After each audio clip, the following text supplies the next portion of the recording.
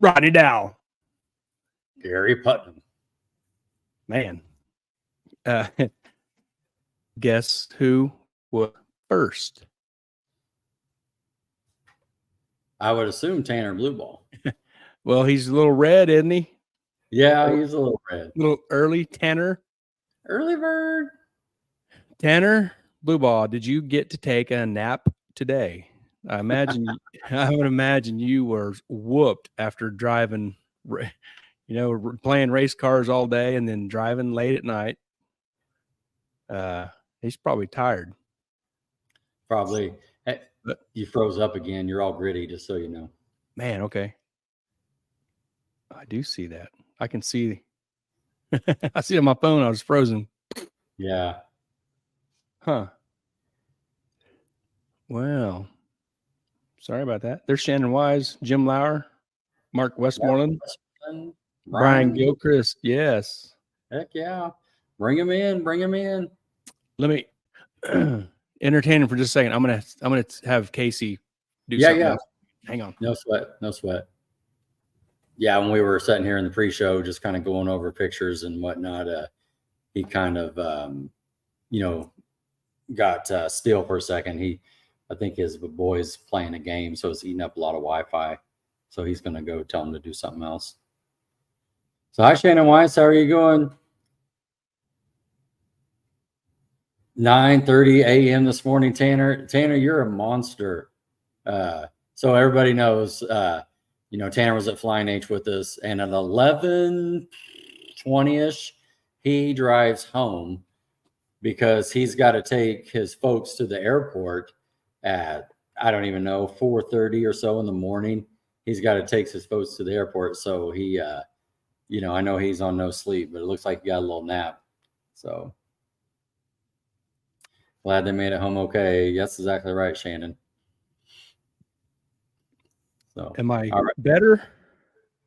Right this second, you are. Man, that's weird. They got weird stuff on my end. Yeah. Usually it's the other way around until I put the big money up and got the big box. Amoris is watching. Hey, how you doing, Amoris? I've always wondered if I pronounce your name right, but that's just how it looks. Amoris Martinez. Dude, he just sent 100 stars. That's like what? That's like I forget what it is, a penny or $1 or something. Yeah. Appreciate that. Yes, sir. Thanks, Morris, buddy. Yep. Cool. It feels like we have a what? Did you take a nap? Let me Google that real quick. What is a nap? Well, no. We can explain it to you. I did not take a nap. Yeah. Tanner did. I like the idea. Yeah. Naps are cool. I've still got racetrack hair going on. I see you. All dolled up for this event, but I just ran out of daylight today. Right on, right on. Oh, Morris said that's correct pronunciation. That is correct. Morris. Nice. Well, that's great. It's pronounced just like it looks. That's there good. It is. Makes it easy. Good. Amy Music says, "Hi guys, glad you found a Waffle House.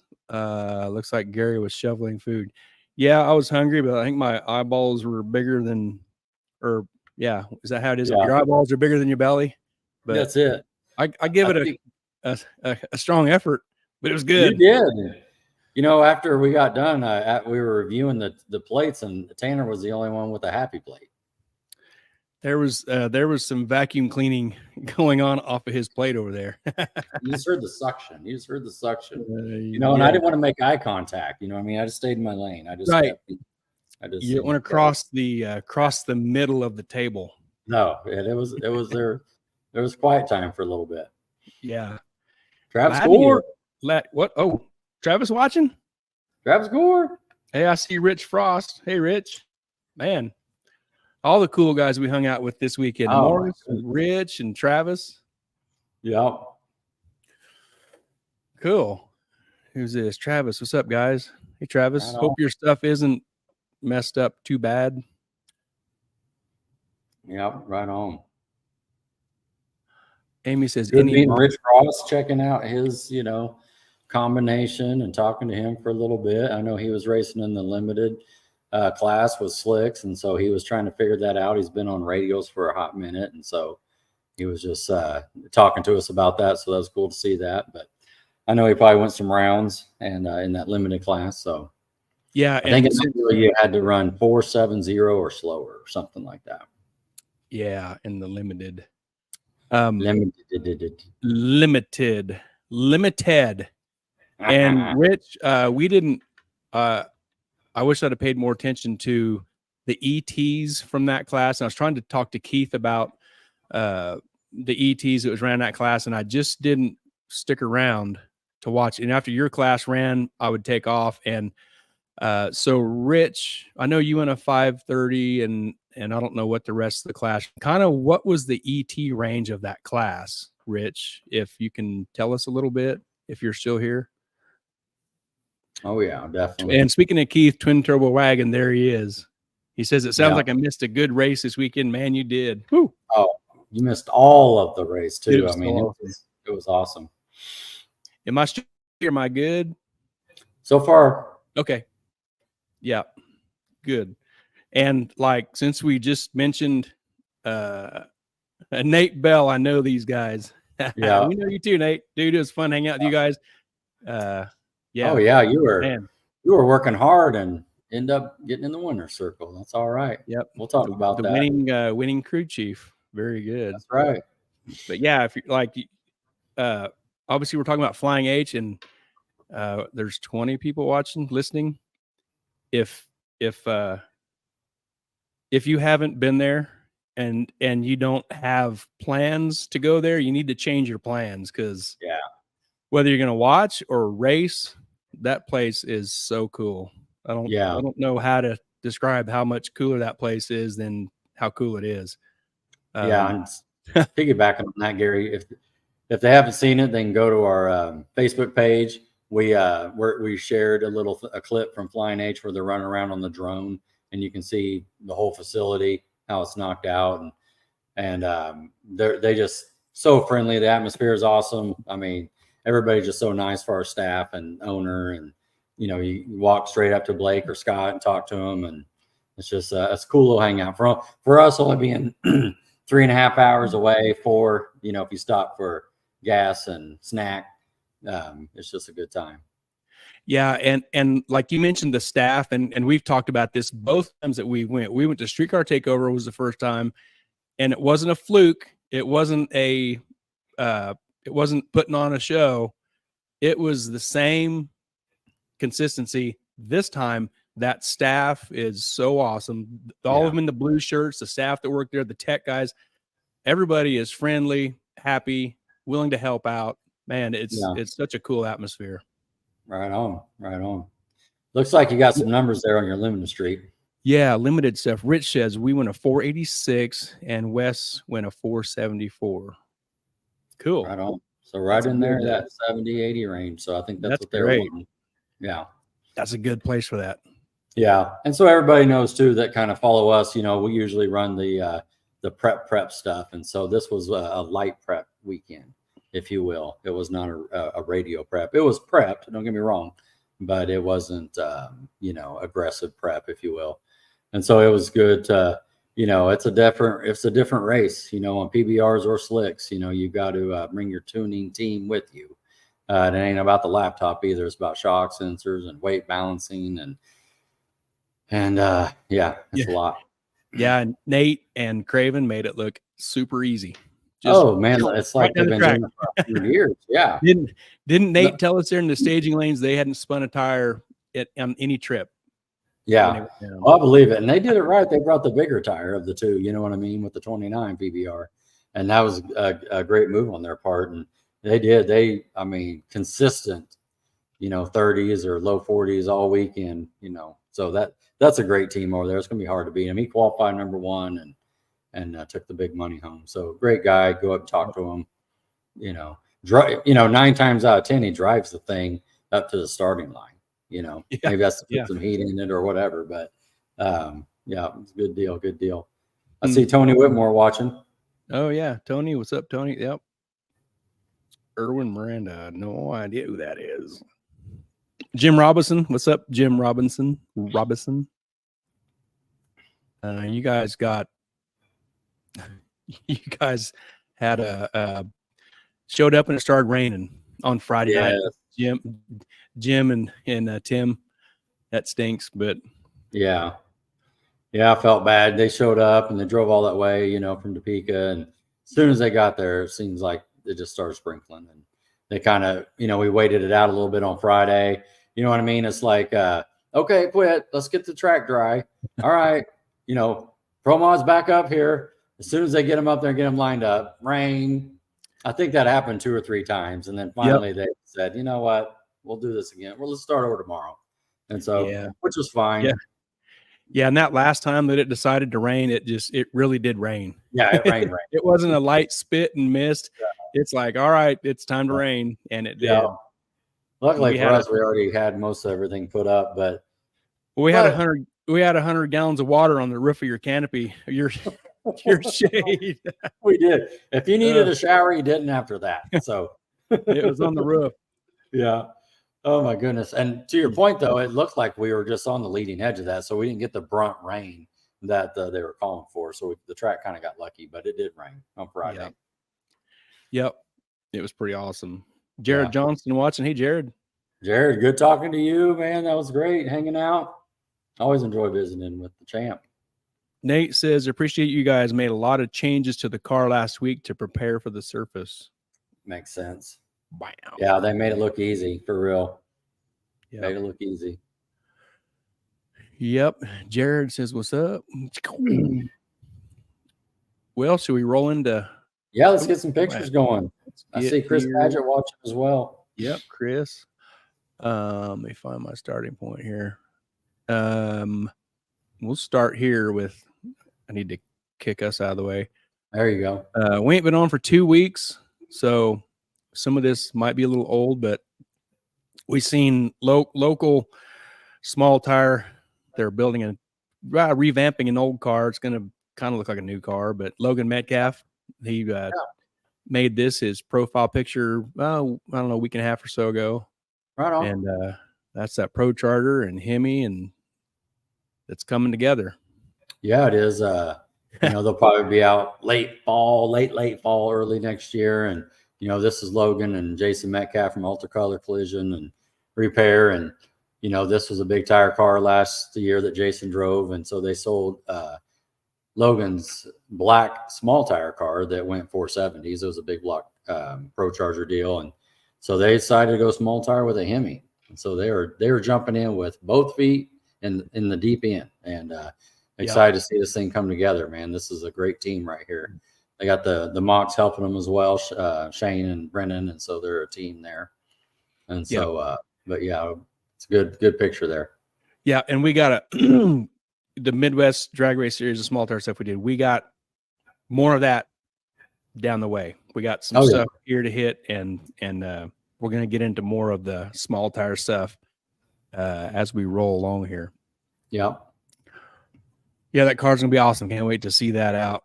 Yeah, it's gonna be cool. And I think Tim Webb's got his hand in here too, building the rear end up and stuff when they went ahead and switched small tires. Don Dial built the chassis originally, if I remember right. Yep, I think Tim's gonna do some carbon. Ooh, I tickled the nose. Ooh. Oh man, I got that over here. Woo, that tickled. Wow. I think Tim is gonna do some carbon tub work back there. I think. Right on. If I caught some of that right. That's good. Jim says was pretty impressed. They offered tickets for Saturday for general admission when it rained out. Okay.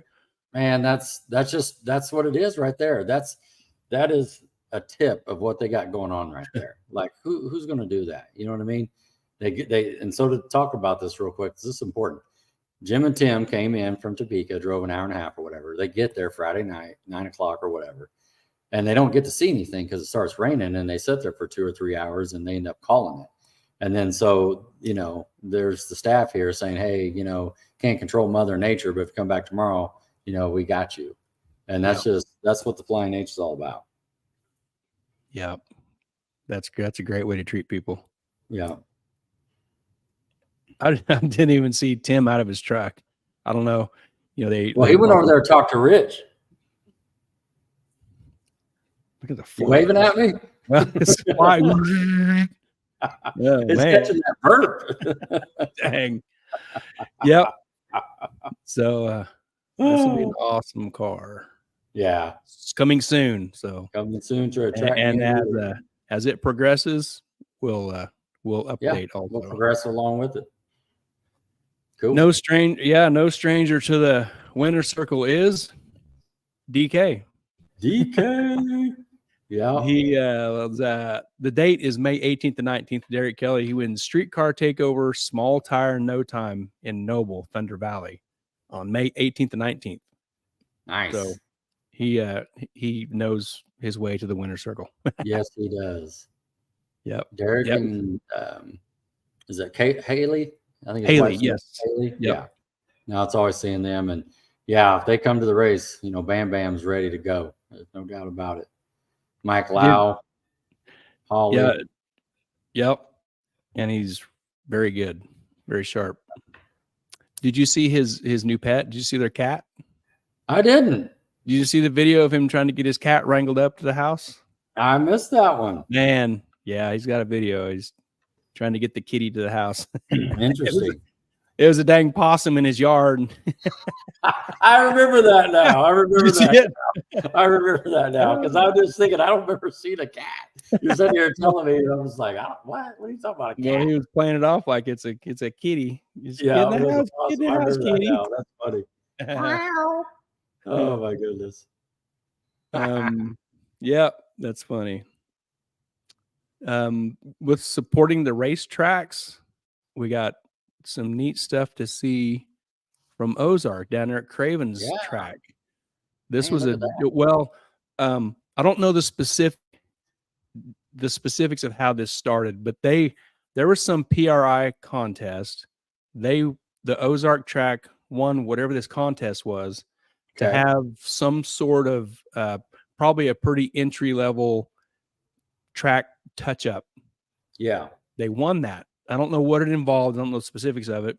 So that brought this mass traction to their facility, and this is day one of the project on May 22nd. So, the JJ arm drop deal popped in there right before that, probably the weekend before. I think the weekend before. Like it started this on a Monday. I think it was like the Saturday before. Yeah.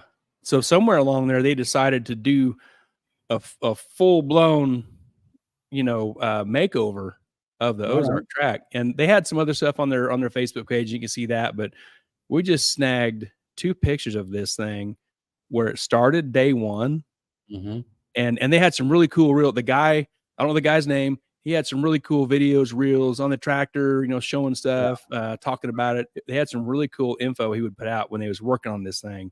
Real neat, really cool stuff. Yeah, because they scrubbed it, rubbed it, power washed it, graded it. I mean, just the whole thing.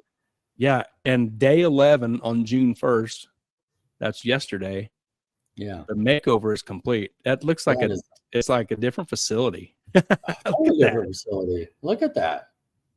That is just awesome. Before, after. Pull up to that before. Now you pull up to this, and it just that's amazing. That's 11 days. Could you imagine how many hours them guys worked on this for 11 days? What was it, a 4 or 5 man team? I thought I saw in the picture. Something like that, probably. I mean, Craven's probably in bed, or he could give us some info. Yeah, he's probably over there counting his money. Maybe yesterday. He might not have any left after paying for this, because that's true. This wasn't a full blown free deal. They think they got a piece of it from the prize, and they had to, pay the difference to hop this baby up. And man, that looks incredible. There you go. It looks great. And then, it looks really good. Yeah, they're after that. They're after that $399. I know that's right. They are after the $399 small tire ET record for 2024. There's 3 or 4 tracks here. I know Harper's wants a piece of that as well, and so we'll see how it goes. I want to hit something right here real quick. Yeah, Kimberly.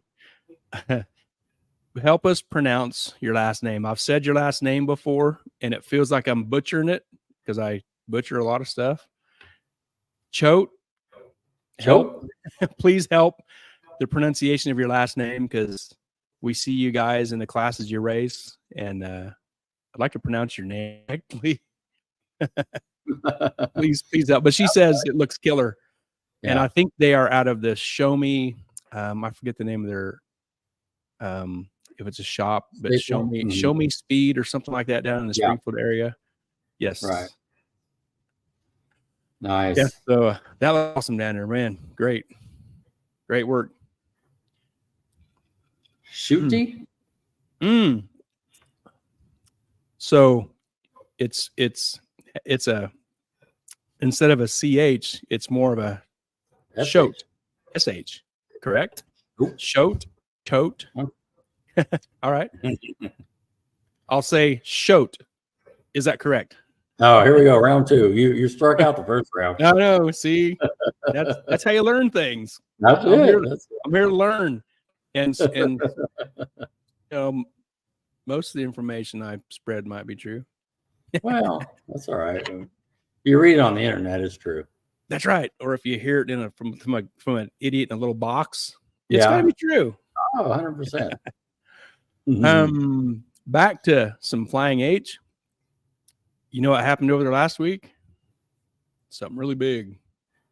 Okay. What? Look at that. Hey. Look at that. You know, anybody that, you got a confirmation. There you go. Awesome. Okay. Now, good. I feel better now. We'll pronounce it right. Yeah. Thank you, Kimberly. Thank you. You're batting 500. Kimberly Shoat. That's it. Nice. Thank you, Kimberly Shoat. We don't have to fire you. I'm not fired? No, you did a good job. Okay. All right. If batting 500, in baseball, you're a millionaire. You know what I mean? Well, all right. Show Me Speed is their shop. And I think they was racing the maroon. Am I right? The maroon third gen F body in the little tire class. On 8.5s? Yes. Thing was rolling. Yeah. So what do you got here? You got some MPK? Yeah, this was a screenshot from like the Street Outlaws Live. We was watching that last weekend. Yeah. Street Outlaws Live on YouTube. So I snatched a screenshot of all these people. Yeah. And then you see a post from this Upshift 60. This is at Flying H, where NPK was at. Estimated 17,000 plus people were in attendance. Flying H drag strip was, it says parked. I imagine they meant packed. 17. And that was whenever that was during the week. That's also the number we heard floating around when we was there this weekend. There was over 17,000. Well, and this just goes to show you that everything you read on the internet's not true, because I read that MPK is dead, and I would say right. And because they're not on Discovery now, they're on YouTube, and so they're in Ohio this week, and then they're going to be in Bowling Green next week, and so I think drag racing's alive and well. Man, well, I just seen a deal from the Drag Illustrated, like, I don't know, just a few hours ago. They posted that the racetrack they're at, New Hampshire or New England, wherever it's at, like, was a sellout. Yeah. It's like the second or third NHRA sellout. That is fantastic this year. So that is good news. Every day and twice on Sunday. That's awesome. Yep, that's good news for racing. Yep. Good news for chassis shops, builders, converter sales, all the above. What do you got here? This is a drone overhead from the NPK pits. Right on. The second level is not paved. You can see there's like just regular car parking. Yeah, but to the right. Lower level, that lower level is it's got a bunch of rigs in it, the NPK stuff. So look at all those bodies walking around. Looks like little bugs, but it's just awesome.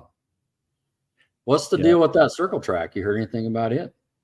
I think the Flying H outfit would like to make that go away. Yeah, right. I kind That's of heard what that it, off and on too. I don't know if yeah. that's a hot rumor or what's going on. It that's a good. It sounds like a hot rumor. Maybe it'll work Yeah, out. Who yeah, knows what they'll do with that if it works yeah. out? Because Well, it's in a bowl. So yeah, it's if you down there too. if you want to do something with it, you're gonna have to bring in some dirt or use it like it is, which will be losing. You Yeah, know, if you're using that for parking space, you're gonna lose sure. a lot of parking space if you just keep it in a bowl. You know, Especially when it rains. I like Tanner's idea. He talking about putting up a hotel on the property. Maybe we use this area for that. Right there. There you A go. hotel and a Waffle House. Whoop whoop woo! Waffle Or House to the front, or a Waffle House in the motel and just underneath, under the on Waffle top. House Inn. There you go. Wa- Hey, what? Let me write that Waffle down, man. You Waffle heard it House here Inn, first. Waffle House Inn and Suites. There you go. Inn and Suites at Flying H. Yep. Cool, cool. Did you see some fighting going on? Did you catch any of that? What are you talking about? These bird boys. Did you see this? Oh, yes, I did see that. Well, I Man. don't know what was going on. I think they're just rolling around in the grass. Well, yeah, I don't know. Looking for loose change or something. I don't know. Something's going on there. Yeah, yeah, I did see that. I was watching it on YouTube, and well, actually, they didn't show that part. That was on Facebook. I saw that. Yeah, I think someone left early. There's some sort of instant green or guessing or something, and I guess Yeah. I've never raced over there, but they don't show the yellows, so I guess you can just go when you're ready or something. I don't know. So did you see some of that controversy with the tree guessing and Yeah, I did. and all that? Yeah. Yeah. What do you think of that? What do I think of it? I think with that like it's in the system and it's it is, and it's one of those deals. It's like, it depends on what side of the racer you're on. If you're one of the top dogs, you want to leave on green. Let's run out together. And if you are a little behind, then they got the little bit of guessing in there to help you out. And so, I don't know. I've never done this style of racing where you just, where it's instant green. So I don't know if I could say officially, but obviously Sam at MPK or at with the MPK team keeps it in for a little bit of excitement or drama or however you want to say it. And so, which is fine. And, but as a racer, hey, this could happen. And I saw it happen in small tire too, against beater bomb and stuff. And so it's part of it. It's when you enter the gate, like it or not, it's possible it's going to happen to you. Well, that happened with beater bomb and Russ Freeman. Yeah. And it was a giant advantage for Russ. Yeah. And it, if that's what they allow, and I can see where this is going.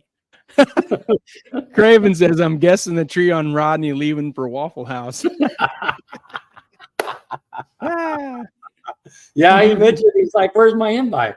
And Craven, I'm just here to tell you right now, officially, Scouts honor, that I told Gary to tell you to come on, and I guess he didn't. If I throw you under the bus, Gary, I don't care. I just figured Craven wouldn't want to be seen with us outside of the racetrack.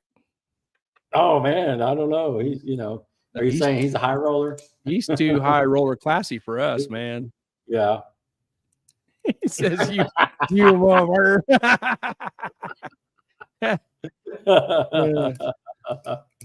Waffle House for the win. Hey, Craven, your racetrack looks killer, dude. Oh my goodness. Yeah, I know she just jumped on. And but we just had a couple pictures of your before and after there a few minutes ago. It looks awesome. Yeah. Money well spent. 11 quick days on that turnaround, my friend.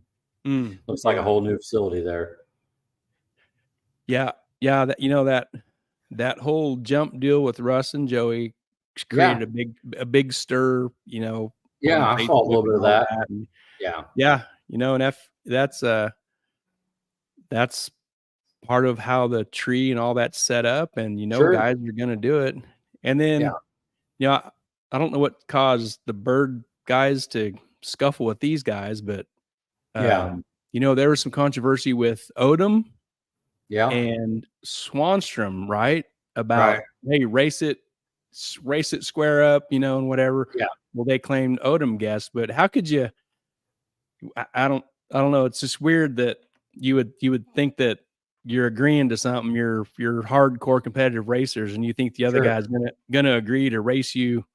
Yeah. Um, you, Do what you say what you do. Is that what you're trying to say? well, you'd be crazy to think that the guy won't maybe be playing games because he wants to win, and it's you know Yeah. you're trusting the guy, but you're both there to compete and win, and Yeah. you're I mean, and we're going you're for 30,000 here, are we not? yeah. I don't know what they Yeah, it's you know, 30,000. that's way out For of my league. I can't even afford to watch that stuff. please. Jeez, man. Yeah. Yeah. Look at this salvage yard. You know. Salvage yard. A guy who runs a salvage yard, and he does all right. Jared says Jim Howe's crew guys jumped Jerry on the big end. Yeah. Well, the other two, like I got some other screenshots. I didn't put them with this, but it was like the one brother was already on the ground, and Okay. the other one was like off the golf cart lane, like flying through the air. The guy on the left, and it was kind of a funny sequence of pictures. Well, and you know, I was watching it live play out, and even when Daryl, who was on the golf cart right there on the starting line, they started flapping at him right there after it happened. You know, they're on him and everything, and then now we're here on the big end, and we got a little physical, but they were already going back and forth there, right there on the starting line. You know, but someone said it was a playover too, like the weekend before someone else jumped on the other person, so they drew chips again, and I'm not sure enough to say what exactly happened, but or to know, but yeah, that's part of it with the NPK. You know, you got that instant green no yellow thing, and so that's built in that you can guess, and it seems like more likely now they guess right. You know, this is like season 7. I remember watching season 1 and 2, and it seemed like when they guessed it was red, and it just seems like it's more green now at times. There you go, Mark. Yeah, and that's what I was getting ready to say. Like, if you had a regular tree, and that was said in some of these posts, like just give them a 4/10 tree, you know, race it on a tree and whatever. Well, if you win or lose that way, it doesn't have any drama and probably won't get talked about. But this situation caused a lot of attention, a lot of talk. Sure. And hell, here we a week later, we're talking about right it now, just as general, just conversation. Yeah. It's well, I remember. Well, your buddy Larry and Bobby got into it a few seasons back. Larry Larson, Bobby, Larry's not a fan of that. No, that he even told me if you jump, we're fighting. They rolled around a little bit, you know. So, and another reason why I put this picture up, you know, the NPK, they like this drama. It's attention, and at Flying H, when I seen this and stuff, I was like, you know, there needs to be there's a camera guy on the starting line, and you can see Boost, and he's talking, and he's doing a good job of the commentary and telling you what's going on. Well, when this stuff goes down on the big end, they need to have a camera guy down there, and Flying H is going to have this giant screen about the 330 mark, 17 feet by 40 feet.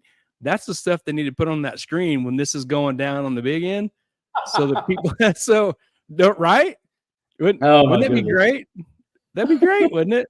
Well, that's what Craven's saying right here. It's the damn WWF. Yes. Wouldn't that be great? I think it'd be great. Oh, okay. What are we coming here for?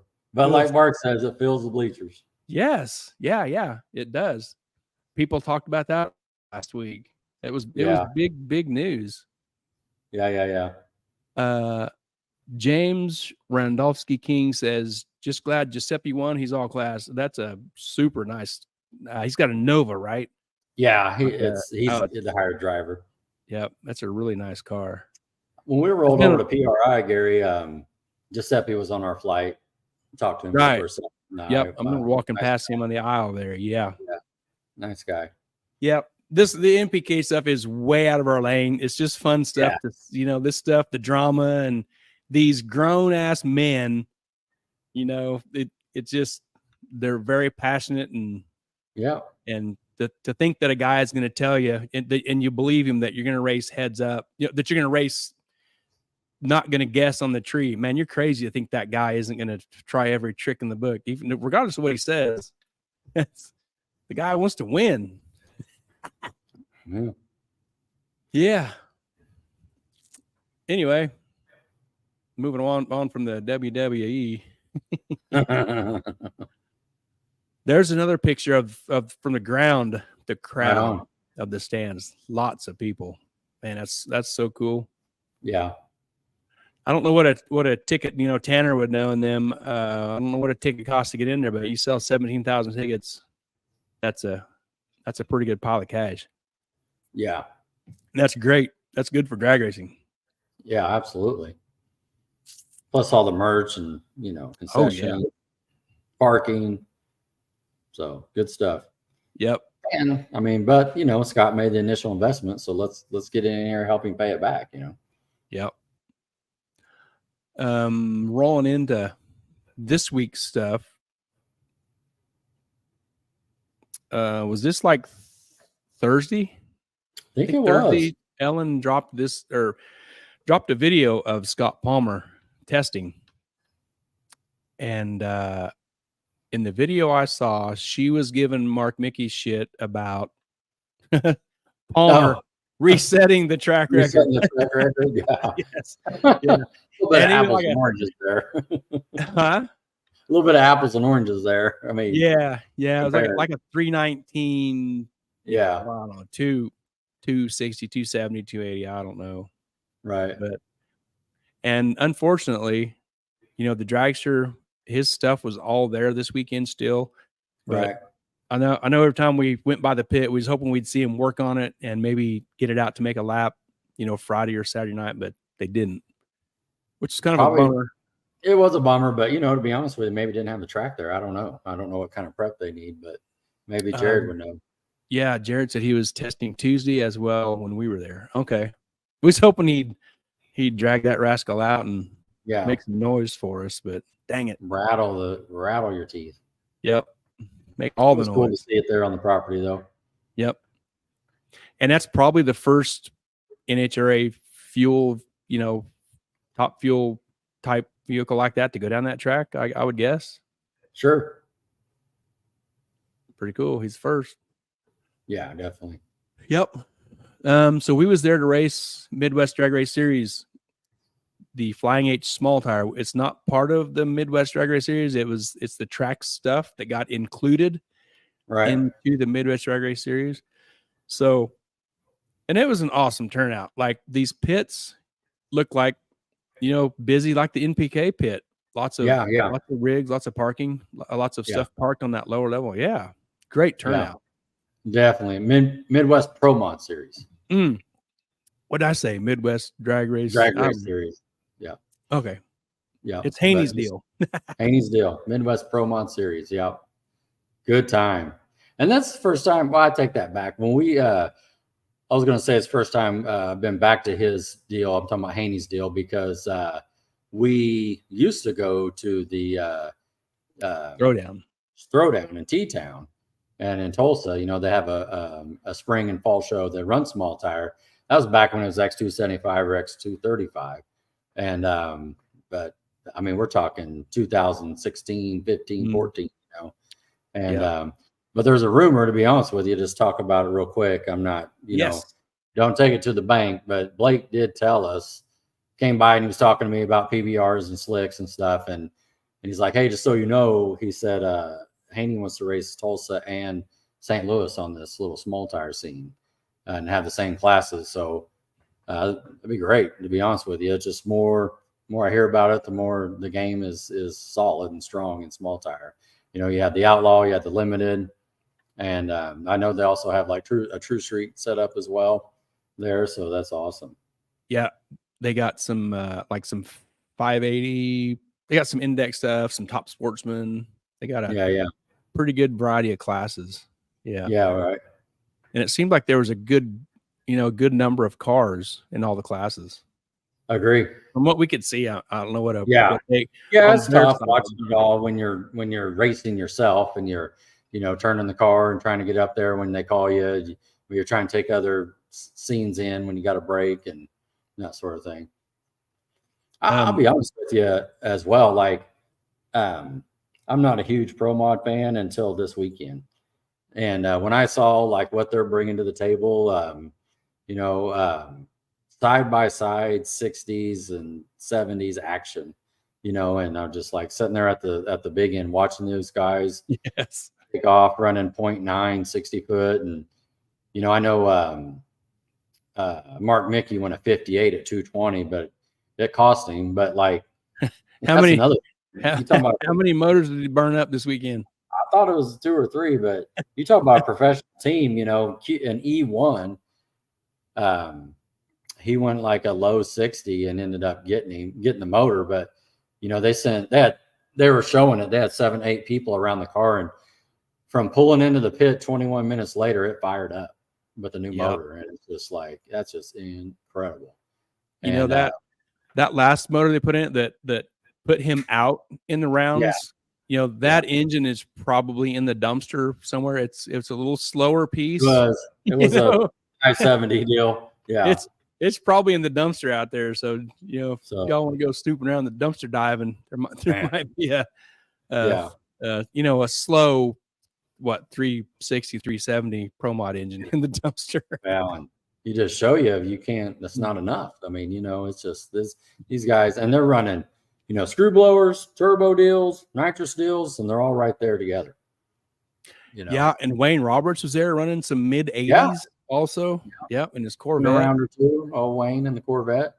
Auto Smart. Local guy out of Wichita here. Used to run the track here when it was WIR. Yep. Good seeing him in the tower getting a check. Come on, got this fly is back. You waving at me again? Yes.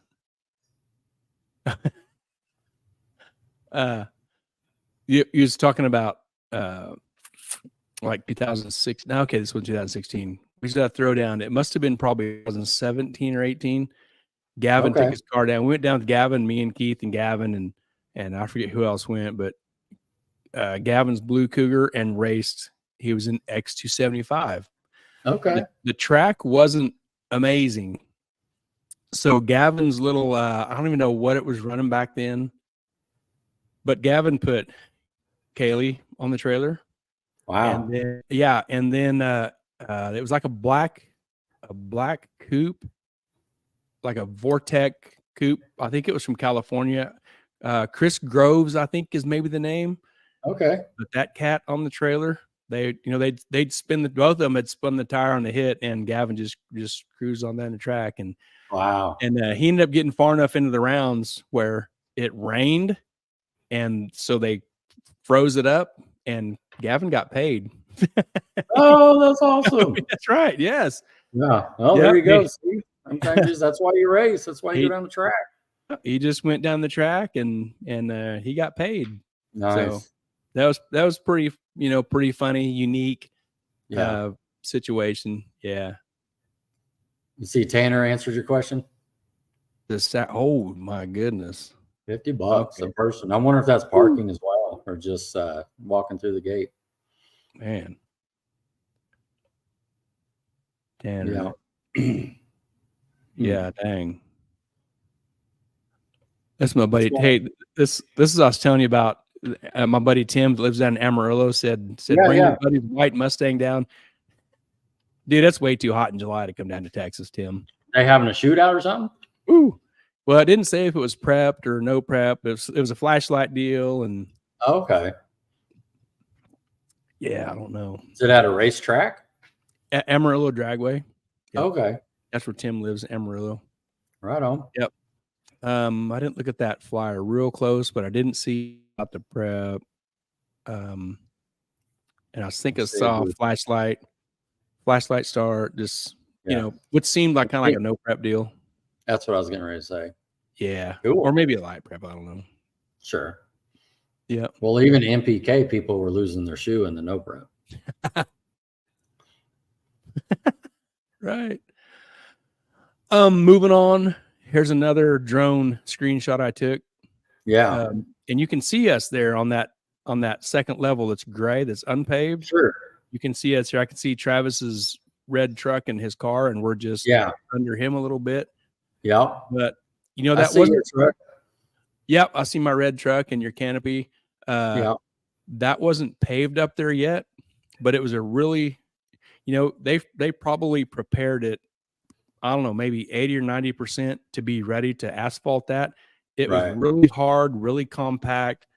Yeah. I was really surprised at how good that rock surface was when we got on it. Same. And it was not an issue at all. No.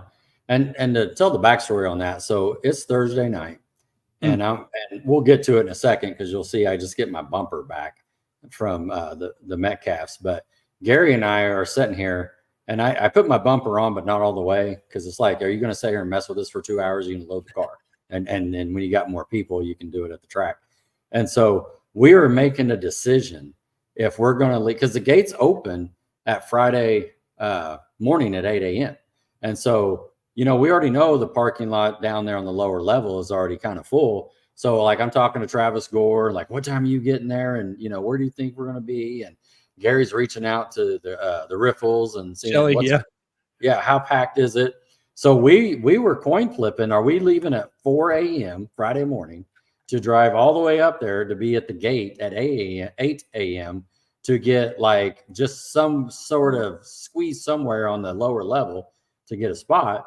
And then I think Shelly got back with you to said, hey, it's already full. Yeah. Well, I ended up calling her like, hey, is that full down there? She's like, it pretty much is full. Yeah. So, and it was. And so we made the call to leave at what I would call normal hours, which is still dark 30. And so we end up going up there. But I was kind of bummed, you know, the night before. I was thinking, man, it's not going to be as fun, blah, blah, blah. Scratch all of that. It was packed. There wasn't a lot of dust for real. Like everybody was just kind of driving slow. I mean, people were riding their little electric scooters on this thing. So, you know, with like, you know, tires this big. Yeah. And so it really wasn't that bad. Just fine. Yep. Yeah. Now, with that being said, when they get this paved, this is going to be the hangout spot, in my opinion, because you're going to be kind of away from all the busy, but yet it's paved and you can just roll down to get, you know, to the starting line. Of course, like if you see here in the picture, we're talking about the bottom parking area. If you go to the left, which Gary and I rolled out there with our golf carts for a little bit, you can see the race come through. You see them shutting down. You see them returning on the return road. What do you think the distance is there, Gary? Like 50 feet, 30 yards? Depth? The depth. Yeah. Because that gray parking rock and the dark return and the surface, it's not a flat plane across there. It's man. I mean, seriously, you think that's 3 stories? It's just 20 to 40 feet. I mean, it's not 20 feet. There's no way. It's way more than 20 feet. Yeah. It's 30, 40 feet difference. And you know, when we was at our pits back there, we was telling Skylar about that, and we looked over, like, see that light pole? You see half of it. The other half is down. Down there is the other half of it. Because when you're on the return road, that light pole is like 100 feet in the air. Yeah. Yeah. Yeah. That's an interesting question. How high is that? Yeah. I mean, if you are starting you ain't going to walk down that very easily. If you start rolling, you're going to the bottom, you know? Yeah. If you drink too many beverages and roll down that, you're going to tumble down there. Yeah. Or if you don't put your truck in park, whatever, it's going to be bad at the bottom. Yep. Just fly. He wants to be on the show. He is ready to fly. Yeah, that was a good parking spot. We was gonna park facing the track there, but Travis Gore looked sad. You know, Travis and all those Missouri boys were over there. Devin Brown and Russell and Foreman and Craven. I mean, you want to be with all the heroes. You know what I mean? It's at least we can act the part. You know, right? And he's there with all the guys there, all the gangsters over there from Missouri rolled in. Yeah, them guys are fun to hang out with. When we rolled up there and saw them, because we were right behind Devin on the sign-in sheet, so we saw him going up when we were signing in. So that actually kind of made me feel good, like we wasn't behind and like got to hurry up and unload. We weren't late.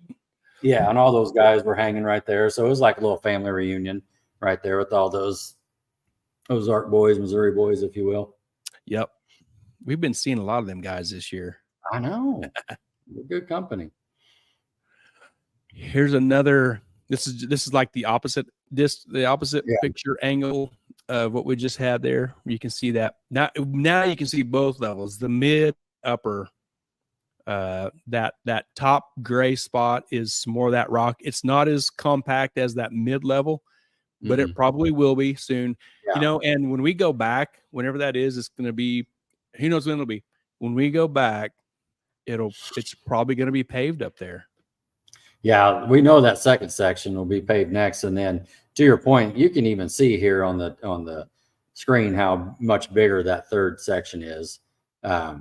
And so, once they get all that paved, then you're probably talking a divisional event, if you will. Yeah. Here's another. This is kind of a little closer look of that main area. Cool. Yep. Really cool place. Oh, okay. Remember this? Yeah. Tower. Man, that was packed up there. It looks like I was really close when I took this picture, but let me tell you, I've got an iPhone 15. I was about 10 miles away when I took that picture. You were actually at the 660, right? We were at the end. We were at the 8th mile flags. Yeah, we were at the end. You're like, hey, get down here and get a kick that picture of them people up there on top of that tower. Yeah. That was a good photo for how far away it was. Yeah. I think actually my wife's Samsung takes a better picture further away, but we won't tell her that. Don't say that out loud. Don't say it out loud. Don't tell her I said that. But yeah, the tower's cool. It's in progress yet, or progress yet. We went inside there for you to get your check, and it's under construction still, but they're making it work. They are. This I grabbed this screenshot also from the drone deal. This shows on that left side that crane, and right in front of that crane is a big black pole, and it's in a concrete pad, and that concrete is got to set up for like 25 days for that pole. On that pole, and it's at about the 300-foot area on the track. They're going to put a 17 feet by 40 feet screen on that pole. How cool is that going to be? How cool is that? That's going to be, that is awesome. And you and I was talking, we was either along the fence watching something. We was, kind of a little downtime. We was talking about that side and that screen. And with all the awesome stuff they're doing there, it'll be cool to see what develops on that side of the track. Sure. More bleachers or RV or just whatever. But yeah, if they're going to do that being said, we have to think about how you get over there. You know what I mean? Right. Oh yeah. It might be a noble situation where it's got the stairs going on the backside to get to that side, or I don't know, because the way that falls off there behind the tower, there's not going to be people driving back there. Yeah, you need a helmet and some hiking boots and some spikes and stuff to get back there. Yeah, definitely. Yeah, it's a little rough terrain back behind that tower. All right, let's get into Rodney racing. Yo. All right, let's do it. Look at that. Look at that. So that's just my little shout out back. I think everybody knows I got a couple cones at Arc City 2 weeks back, and Metcalf to the rescue. Here we go again. This ain't the first time he's had to do something for me quick. My hood flew off the little stand that we had in Texas. That Texas wind kicked it up, and he turned my hood in a few days because it chipped the little side of the carbon. And so the minute I hit that block and I got back, the car was still warmed up or still cooling off. And I texted him with the crack, and I was like, I'll see you Monday. And so they jumped on it. They turned it. Him and Logan do a great job, and I got it back on Thursday. you know, he treats me right, you know, and so Thursday night I'm putting the lights in and because I'm putting the lights in and I'm on the phone with Gary. I'm like, what time are you coming over in the morning? You know, at this point, and because I'm loading tonight, and so you know I had to use some of the trailer lights to load at the end because it got dark. And but just a shout out to these guys. They're always helping me out. They help a lot of racers around here. You know, and a lot of people actually, you know, just thinking about outside of here with Webb and Heckman and the Mox and just anybody that has something, you know, they've done their work. And so, you know, I've known them for a long time, straight up people. And once again, just helping me out to the rescue, you know, so I can show up here. And my quote of the day, Travis Gore, he's like, man, you hit that, you got your bumper fixed already? And I'm like, yeah, I got it fixed. He goes, man, to be honest, that was me. I just put some white tape over that thing. Hold on. I just started laughing. Yeah, that was funny, man. Travis is a great dude. He is. We got to hang out with them a lot this weekend. I think you're getting your butt kicked by a fly over there, man. Hey, I'm about to get the brake cleaner out and just spray this thing down. It's going to spray it everywhere. So, but that's just a shout out to them. I appreciate them. You know, hey, look, got to have some solid people on your. There you go, in your corner. Yeah. Ultra. There you go. You know what color is that, Rodney? What color is it? It's ultra. It's ultra. And for Rodney's hardcore fans, that care about his nose. Oh, here we go. He's still at 3. Nothing changed. It's yeah, still, nothing changed. Yeah, it's still 3. Yeah, yes. Yeah. So yeah, you know, it's an after picture too. So I was telling Gary that too, man. My cone days are over, and so we were driving home this morning, and I was like, well, didn't hit any cones. So I'm feeling good. You know, 2 races in a row, you smack a cone, you start thinking about it a little bit too much, you know. And so here's a quick story for real, and I'm gonna make it quick. I was just thinking this. We're driving up there. This is going up Friday morning. We're driving up there Friday morning, and so we're rolling along. You know, we're on I-35 or whatever we are, and so Gary's driving along in the passenger seat, and these 2 birds are out there, and you see them like, oh, there's those birds, and they're doing their thing, and one goes up, one goes over. Well, the one that came over, Gary, bow, got him. And so I started laughing. I go, see, that's how them cones are. They just fly out in front of you. You gotta smack you. You can't swerve. You know, when you said that, it totally made sense. That's, I mean, you got to watch out. That's awesome. Yeah, I think Mr. Harper is watching. I don't know if he buys that story, but he's got to buy it. Maybe, Mr. Harper will probably claim that his cones don't have wings. Feels better knowing he don't have to go get a shipment of cones now. You know well, Harper's cones probably don't have wings. Oh, well, that's probably true. You know, maybe they're not black either. Yeah, they're not black either. But anyway, we had to tell that quick story because we laughed for about 5 minutes. That poor bird. Because I said, see, that's just like them cones. And Gary's like, yeah, they just fly out in front of you like that. You know? I think we laughed about that for 5 miles. Yeah. Oh, man, look at Craven here. Craven says, I thought you were going to say Rodney hit an orange highway. I was driving, Craven. Well, Rodney, take the wheel and go, get over here. Yeah. Oh, man. Oh, dude, that's funny. Oh, that's great. Mark, sound like they're preparing this track for a national race. Yeah. They are. That's the rumor. Next year they'll have it. You know, they'll have the national event there. So it's on track for real. It is next year, hopefully. Mr. Harper says Flying H is a cool place. Can't hide money. No kidding, man. And That's you right. just walk around and look at it. It's like, I wonder how much that costs. Yeah. Yeah. Cool track. Yeah, I wanted to update your fans on your cone. Oh, yeah. Thank you. You know, I'd hate for them to wander and worry and be, you know, or blow up your phone asking. So we just solved it right here. Yeah. Well, and back to Metcalf's, I take him the bumper. That thing matches perfect. And let me just tell you, this is a pearl too. It's got pearl in it. And so it's ain't, just a straight thing, where you're just going to spray bomb some white. I mean, it's just, they match it every time. Just do great work. And just talk about it too. Like 2 years ago, Kansas win. My car's out in the driveway. I didn't have the door straps on it, and I left the passenger door open. And here we go, bending around. The wind took it, and it cracked it all up. And I called Jason, and I'm like, "Hey, tomorrow I'm gonna bring you my door. The wind got it. How bad is it?" And I was like, "It's bad." And he goes, "Can you bring me the whole car?" And I go, "No, I'm just gonna bring you the door." And he's like, "If you bring me the whole car, I could do it better. It'd blend in and everything." I was like, "It's too much work. I'll just bring you the door. You're good. I trust you." And so he did. He knocked it out, man. You can't even tell. He's awesome, man. Yeah, them guys are good. Yeah.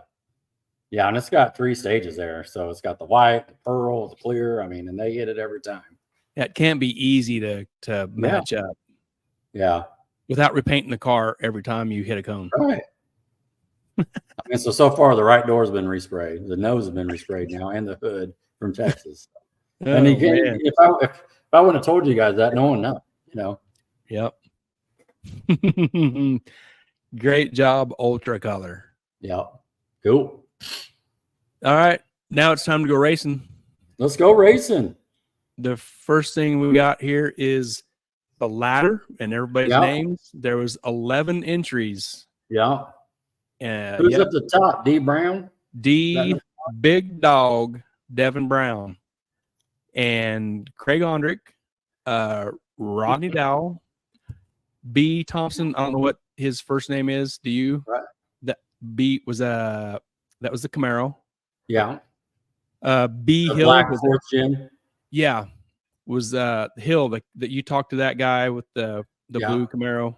Yeah, third gen maroon, and they were out of like Idaho or Iowa or something. Iowa, I think they were up in Iowa from Iowa. Yeah. Bob Thompson. What? Bill Thompson. Oh, Bob or Bill. We got both coming in here. Kimberly Schote says Bob. All right. I did it. Yes. A. Phillips. That's Adam Phillips and Russell Foreman. That's Phillips, not Phyllis. Yeah, that's a typo there on that deal. Good catch. Yeah. Phyllis. Yeah, Russell Foreman, Craven Moore. Number 11 there says, is that an E Fox? Yeah, it said E Fox. It was kind of written in there. So was that the blue Corvette? Yeah, I think so. The blue Corvette from Nebraska. I can place a car to everybody else's name. So that must have been the blue Corvette. Yeah, and it had the McLeod motor in it. And did it say it's from Nebraska or something? Where was the plate on that? Man, I don't remember what that plate said. Nebraska or Iowa? Maybe that was a really clean, cool looking Corvette. Very clean, cool looking. Very nice. It looked really good. I like that body. Of course, they had the polished wheels. Mm-hmm. What it had what? What'd you say? It had what kind of wheels? They were polished. They're not black. They're not black. I better stop a second, catch up on these comments. They're talking about Bob's. Laddie said they made up 50 gallons just for you, Rod. Paint. I think that's the truth, Laddie. That's the truth. Yeah, man. Ronnie's coming back in. Yeah. Oh, Tanner says Bill. Okay, we have a. No, that's Bob. We got. I'm gonna believe Kimberly Schote over you, Tanner. Yeah, he confesses. Okay. All right. Whatever you say. Yep. And Roger Martinez, that's Roger Anamoris with the rotary RX-7. Yep. You know that the turbo is this big and the engine is this big. Right. It's just 2 little pieces inside under that hood, but man, it puts in some work. It does. The number 8 there is T. I'm going to butcher his name also. DeJong. But it was like Tony something DeJong, but it was that white Firebird. Yeah. Like a third-gen Firebird had as a nitrous deal. Yep. Yeah, he was on slicks. Yep. And so I was gonna say, I seen the 11 cars. I saw 3 cars on slicks. Mm-hmm. I may be off a little bit from what I seen was 11 on, or 3 of the 11 was on slicks. So right on. That, Yeah, that's what? Blaine Hill. Blaine Hill. Okay, the blue Yeah. third gen. You talked to that guy there, like Yeah, it was a first turbo rounder. deal because we were, you know, you had to qualify, and so we lined up for our Q1, if you will, which ended up being Saturday because it rained out Friday, and so on that particular run, I ended up getting a single. Something happened after the burnout for him, but he just wanted to make sure, you know, we're talking turbo talk, you know, make sure who wants to go on first. Can you spool up okay? And I was like, yeah. And so, and to be honest with you, when I was walking back and I saw I was racing him, I was looking him over to see if he was Pro Charger or nitrous or whatever, just for that same thing. But we would have both went in quick, and my stuff gets up pretty quick. So, and that seemed like a really nice guy. It's a maroon and bluish third gen, and maybe Kimberly can help us. I thought it was from was it from Idaho or Iowa or something like that? I think Iowa. Yeah, I think Iowa or Nebraska, one of them. Yeah, when I think Iowa, because on Chris Penny was blade. telling me that he had seen it run at like US 36, maybe. Mm-hmm. I think. Yeah. Hey, it says Bob Thompson is watching. We're just Right talking on. about Bob Thompson. Yeah. He's got the black fortune, right, with the Pro Charger. So Tanner, his name is not Bill. No, it's Bob. No matter what you want to say, his name is not Bill. Yeah.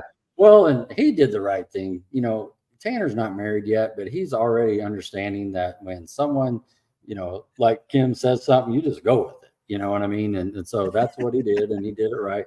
Yep, Bob it is. And so, but yeah, I like that little fortune. I saw Tanner over there talking to him, probably talking about his front end or his doors or something. Because he didn't ask him his first name, did he? Yeah, well, apparently not. They did. You know, he didn't walk up and say, "Hey, I'm building a fortune as well." But no, I think that's a big block Pro Charger there, Bob's car. It qualified well. He's number 3, you know, so he ran a good qualifying number. Yeah. Craven, we're talking about the Firebird. Craven says it's pronounced like the mustard. Dijon mustard. Tony, wasn't it Tony? I think his first name was Tony. Tony Dijon. Yeah. Yeah, and that was the third gen Firebird. Tanner says, "Hey Bob, sorry I butchered your name." He ain't gonna give you any fortune tips anymore. You know what I mean? That's right. You guys were buddies for a second. Go pound sand, kid. Yeah. Yeah. Yeah, Craven, or start at the top there, Devin, he ended up running like a 20 something, did he not? I was in my car. He went suited 22. up, but I thought the announcer said he went at 20 something. He went 22 on that second qualifier. 22. I gotta turn my air conditioner down. I'm cold. Are you cold?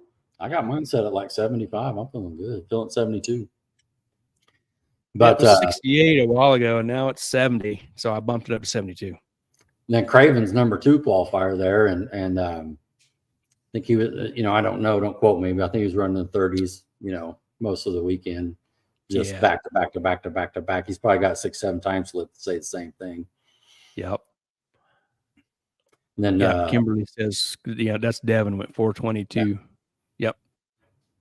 Then you saw Bob number 3, so he had to be running right there in the 30s or low 40s or something. I'm assuming that.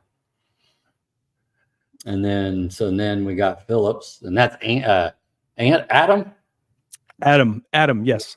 He usually drives the 8.5 inch third gen. His car's the third gen, right? I think that's the body style. This is the 4th gen he was racing Tony's car. Yeah. Right. So this is the first time Adam was driving Tony's car. Well, and it looked like he did very, very well. And to be honest with you, Tony might be in trouble because he might not have a ride now, because Adam was definitely doing well, wheeling that thing. And so we end up racing him in the semis. We'll talk about that in a little bit. You know what? Kimberly says 443. She's got all the info. We don't have nothing. We don't know. Bring her in the box. Just bring her in the box. You know. Hey, we can just make up numbers and she'll correct it. We're close. You know, 40s. So she just 220, 221. Yeah, that's right. That's awesome. Oh, thank you, Kimberly. Oh man, that's funny. It was a good shootout. So he's, like you said, he got 11 killers up here trying to move on. 5,000 to win, you know, 1,000 to runner up. So that's awesome. Hey, let's look at this. Let's run down this real quick. Devin Brown, Yep. Pro Charged, big block. Right. Craig Ondrick, Pro Wait a Charged. minute, you skipped one. Oh. What about the guy under Devin? Devin, that's Buy. Oh, okay. I don't know what Buy has. Is that Bill? That's Buy. Craig Ondrick, Pro Charged, big block. Right on. We'll come back to Art Owl. Bob Bob Thompson. Did we establish? I thought it was. I think it's a Pro Charge big block. When he was at RC, I think Tracy did some pictures when they set up that they did a commercial deal for Ozark coming up. I thought it was in that clip, but maybe he can tell us. Bob can tell us here. Bob, if Bob is still on, if not, I'm sure Kimberly knows because she's on it. She knows it. B Hill. That's a twin turbo big block. Yep. That's the third gen maroon and purple. Here's confirmation. Nate Bell says Bob is big block Pro Charger. Yeah, Pro Charger. There you go. And there's Bob himself. It's okay. Very good. So we've established that. Thompson, big block Pro Charger. Yep. The Hill car, twin turbo big block. Adam Phillips, Pro Charge, big block. Russell Foreman, an enormous engine of nitrous. Yeah. So that's your first nitrous entry, right? Yes. Okay. Craven, a dump truck turbo big block. Yep. Heavy on the dump truck because he's probably going to pull the motor this week and use it, at the track, and then put it back in on Saturday. I think he was racing it on pump gas, too. I think he was driving it to the lanes. Yes. You know what I mean? I felt bad too because I'd be in front of him on the golf cart, try to go as fast as I can because I know he's back there driving it up. I'm trying not to get him too hot or anything. I'm trying not to run over any small kids or animals, when they're zarting by in those little scooters and stuff. And he driving. Yeah, he's just tooling around in his street car, listening to Vanilla Ice. He's got the radio on, AC on. You know what I mean? Oh yeah. Mm-hmm. What about you? Nate says it's sitting in my yard on an open trailer. Hey, does Craven know that? Oh no, he's letting it out. Oh my goodness, that's funny. Yeah, the winner is in the yard on open trailer. What about E Fox? What did he have? Was that a nitrous deal or what was that? Fox. Was that an LS deal? Yep. So that might be the only other small block, right? The blue Corvette. I don't know. Anybody confirm that? I thought I saw Mike. No, right.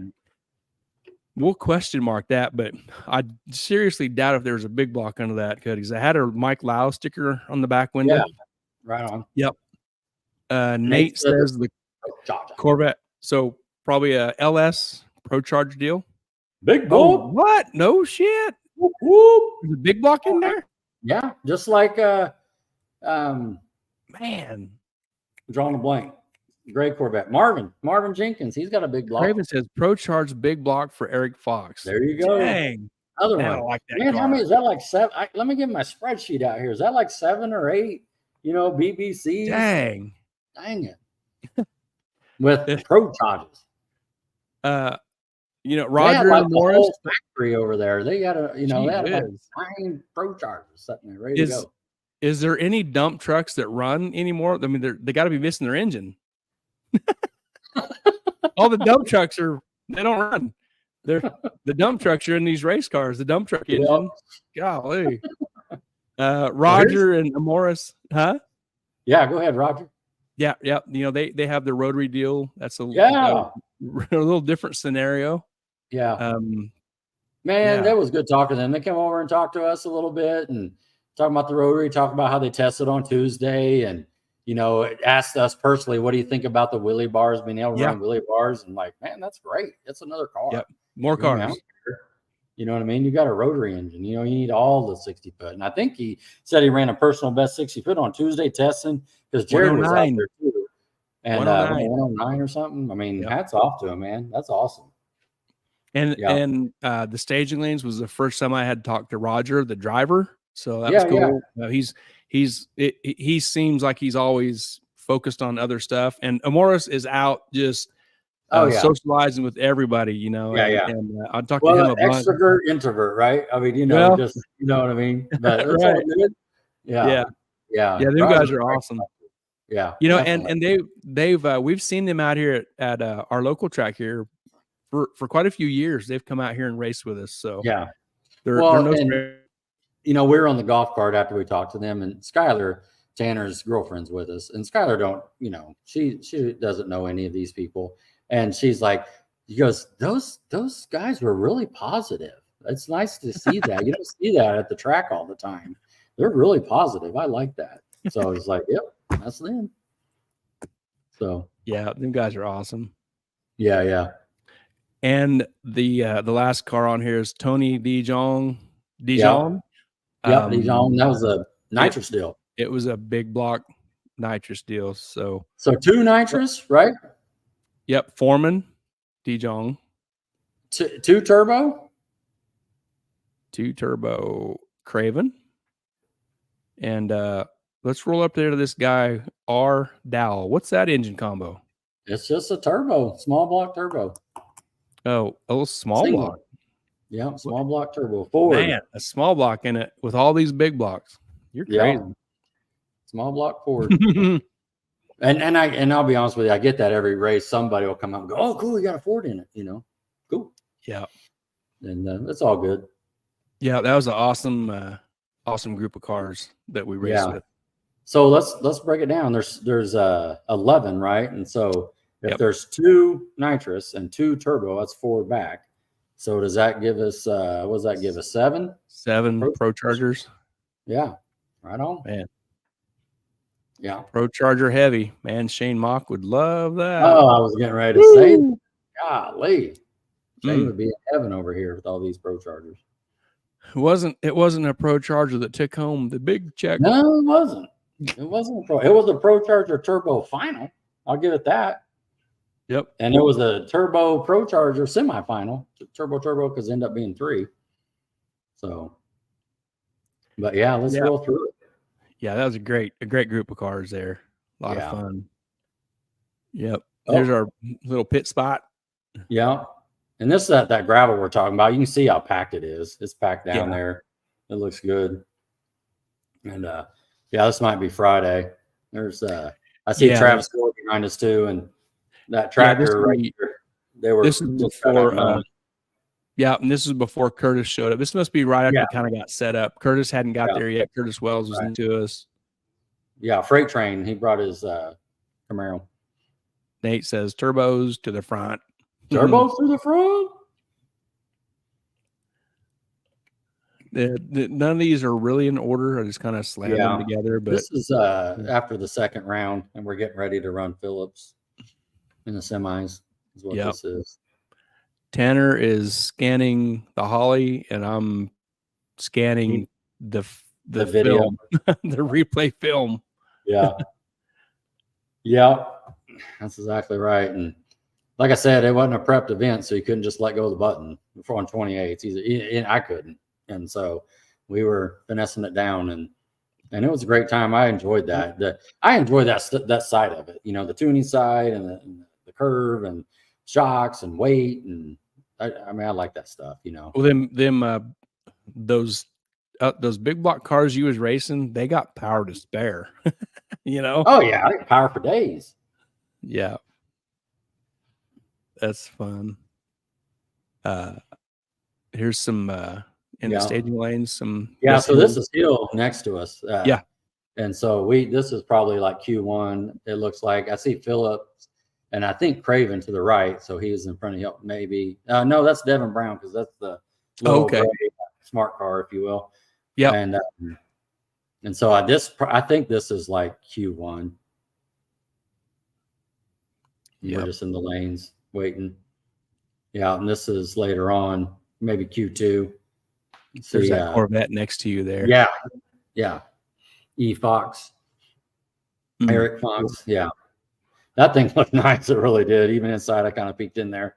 And I kind of had a streetcar feel to it, It looked like you could just go out and drive it down the interstate. I don't know how fast it is. It was a really good looking car. Yeah. Looked like you could totally just jump in it and drive anywhere. And it had a Right. license plate on it, so obviously it's a street legal machine, Must be. or it's a race car with a tag. Hey, and I've seen that happen too. It happens. Yeah. There's you and Craven. Yeah. Craven he's talking to Phillips there, getting his jacket on, getting ready to roll. Is that, wait a minute, go back one. Is that Nate in the front end on there? You see that? Isn't that Nate doing something? Or is that me putting my boots on? I don't know. It looks like you putting your boots on. Okay. Sorry. Craven and behind Craven is that Dejan, right? Yeah, the white Firebird. Yep.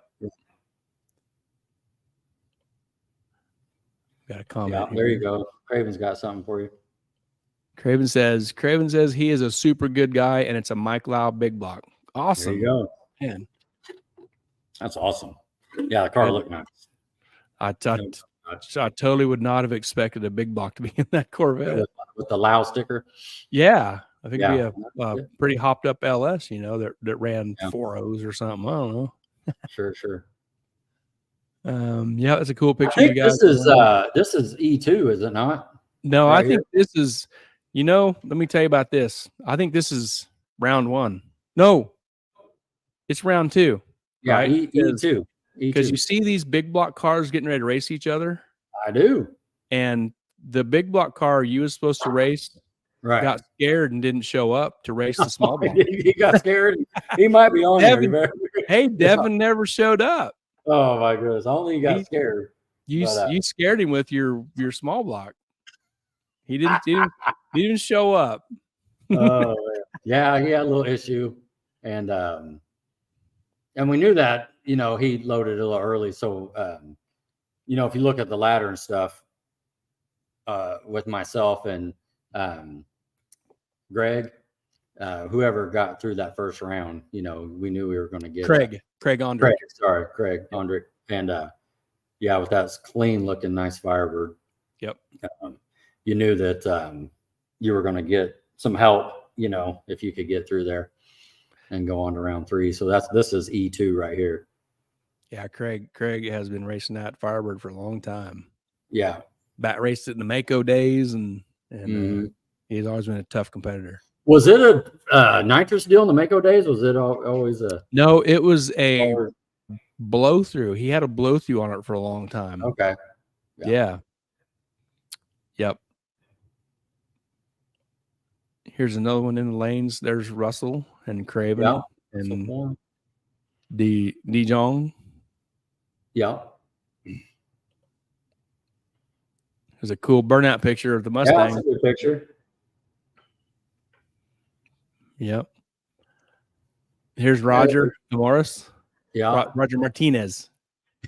You and Tanner are looking at the picture like, what the hell is that? Like, yeah, it's only this. We could just pick it up. What's going on here? Big. Yeah. But I took this picture. I sat and talked to Roger for 10 minutes or so, man. Great guy. First time I really got to talk to him. I take that back. We talked at MoCam for Hot Summer Nights last year. And we ended up racing there, and a great dude. And so, but yeah, good to see that car out. Yeah. They work hard and put in a lot of work on that car. Yeah. They're locals. They're about an hour from that track. So they're just like, oh, this is the greatest thing, for us. We just don't have the facility around here because, and anybody in the KCIR area can say that, Yep. And so, but yeah, it's just awesome to be there. And I mean, we've been there twice in less than 30 days. I mean, yeah. In what, 3 weeks? Right. Yeah. Oh man. Yeah. Yeah. If you haven't been there, you're missing out. Yeah. And then you had to race the Phillips. Yeah. And they got you. You had to race. Yeah. No, it was a good race with Adam. And I got behind on the track. And so that's, it was my fault. And they ran their number. I mean, I ain't taking nothing away from Adam. He went A to B just like you're supposed to do. And climbed the ring gear a little bit, about 100 feet. And so it was a good race. And they're great people. got to talk to them a little bit before and after. What's the gentleman's name, Gary? I knew I'd mess this up. I was calling him grandpa or father-in-law or whatever. Oh, actually, we called him boss and CEO there for a minute. Yeah, So, and we was also going to call him Mr. Phillips, but last name is not Phillips. No, we found that out. But it's golly, man, it's is it skipping me now. Greg, is his nickname Goose? Yeah. Okay. I don't know. He's the older gentleman riding around on the side by side, but he had the orange shirt on. So, but God, I knew I would forget his name. I can't think now. Dang it, Stanley. Newberry, maybe is that right? Stanley Newberry. Dang, God. If it was a name, I'd lose every round if we had to do a name game. But yeah. And this weekend was the first time I'd been around the Phillips race team much, and talked to them because we was around them all weekend. And what a fun, they were having a good time. Just a fun group of family racing, and it was great to talk to them more and be around them more. Just awesome group of people.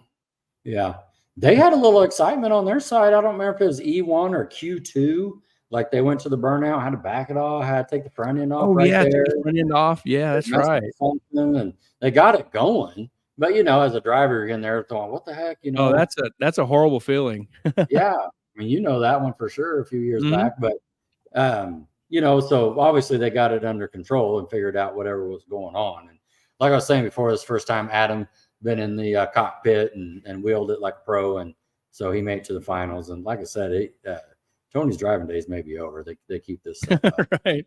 But yeah. And they kind of told us the plan on what they're doing, so it'll be interesting to see how that unfolds. Yeah. Nate Bell says they're fantastic people. Yep, they are. Yep. And I wanted to talk to Craig a little bit more. Is it Greg or Craig? Craig, yeah. With a C, Craig. Yeah.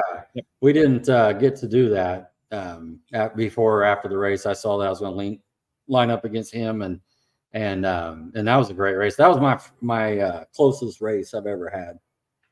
And with that, so 0-0-2, yeah, 0-0. And I know it's big block power coming on, but it was a good race. That's the first time I hit the scramble button. Oh, talk about that in this, because I want to be here for the next picture. I need to run out back for a second. The next one. I want to be here for the next picture. Okay. Talk about the scramble. Talk about scrambling. All right. Gary's leaving me again. He does this. Yeah, I go to the bathroom. No, but like we drew the Firebird, and he happened to qualify 6. I qualified 7. And he put me in the left lane, which it was not the best of the lanes in our opinions, but it was a good, clean race. And I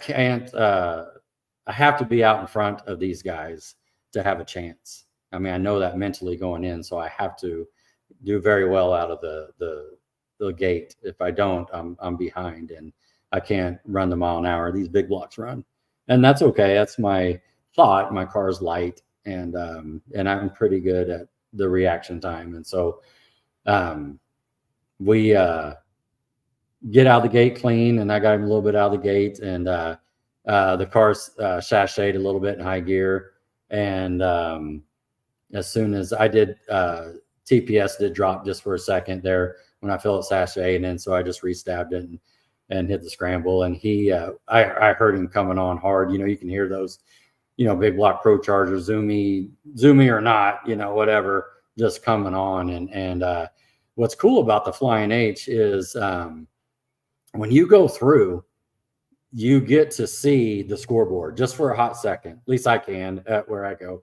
Maybe Craven and Devin going, 210 mile an hour, they can't see it.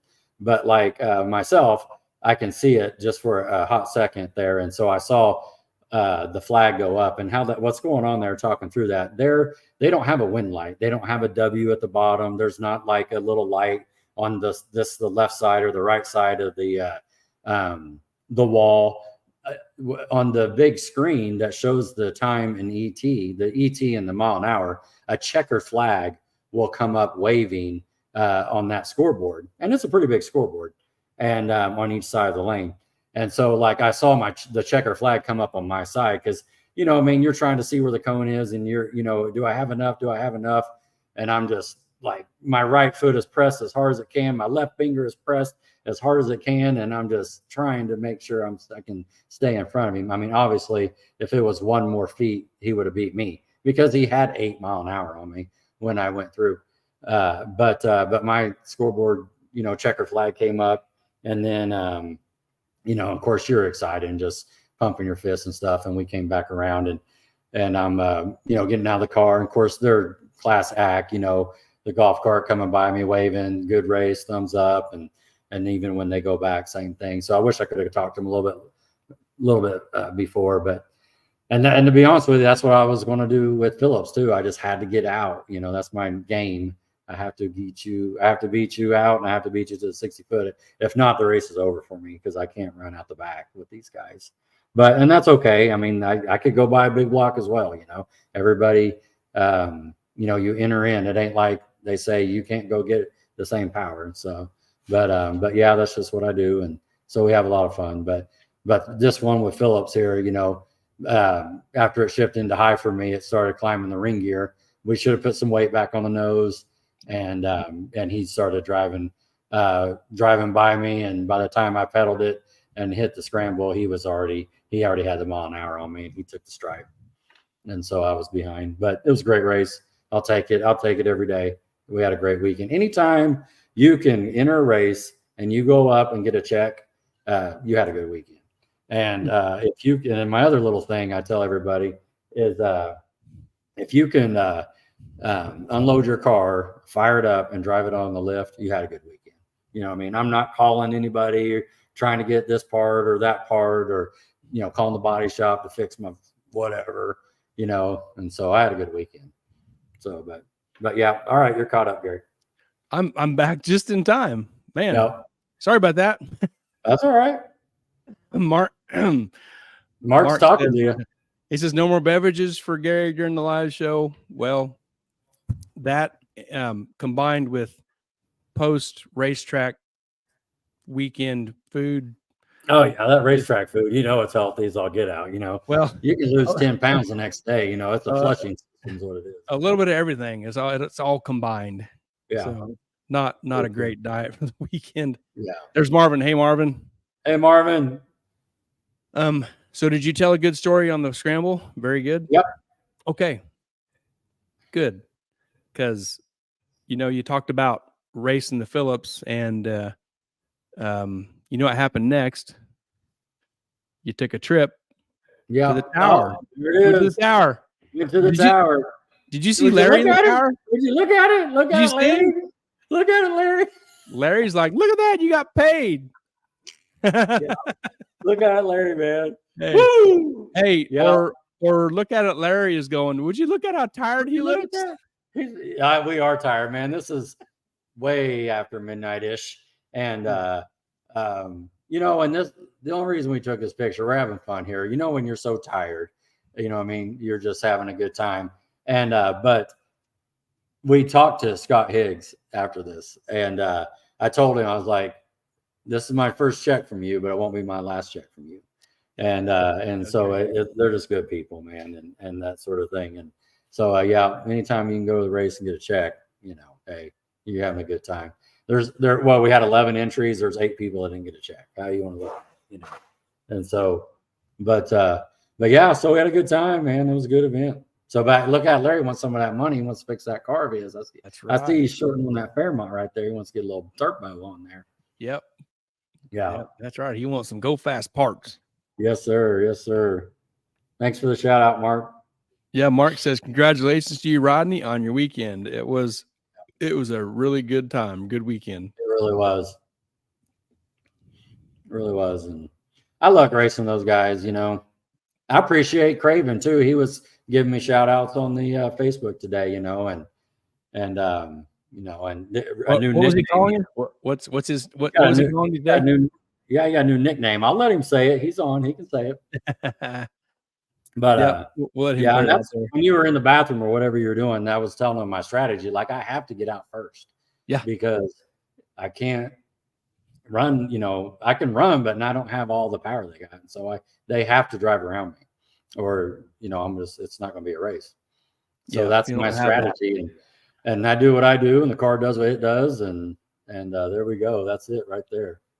So, okay, yeah, there he is. Hashtag giant killer. I appreciate That's that. funny. I'll take that. Craven's gonna copyright that. Every time you say it, you have to pay him. Yep. He should be paying me after the check he got, but he won. Right. He earned that thing fair and square, man. Golly, Yep. That guy's rolling. And it was Yeah. good talking to him midweek. We were talking about tires and what Yeah. we were doing and all that stuff. Man, he's reaching out, and that's good, good community. Same with Travis Gore. Yep. So what did you think of the track surface? It used to killer prep like Mr. Harper gives us. Right. There was Pro Mods racing on this deal. They had, I'm sure he had, Jimmy Bradshaw did a great job. Sure. He probably had certain, this is what we want, no more. So yeah, he did what he did. What did you think of the racing surface?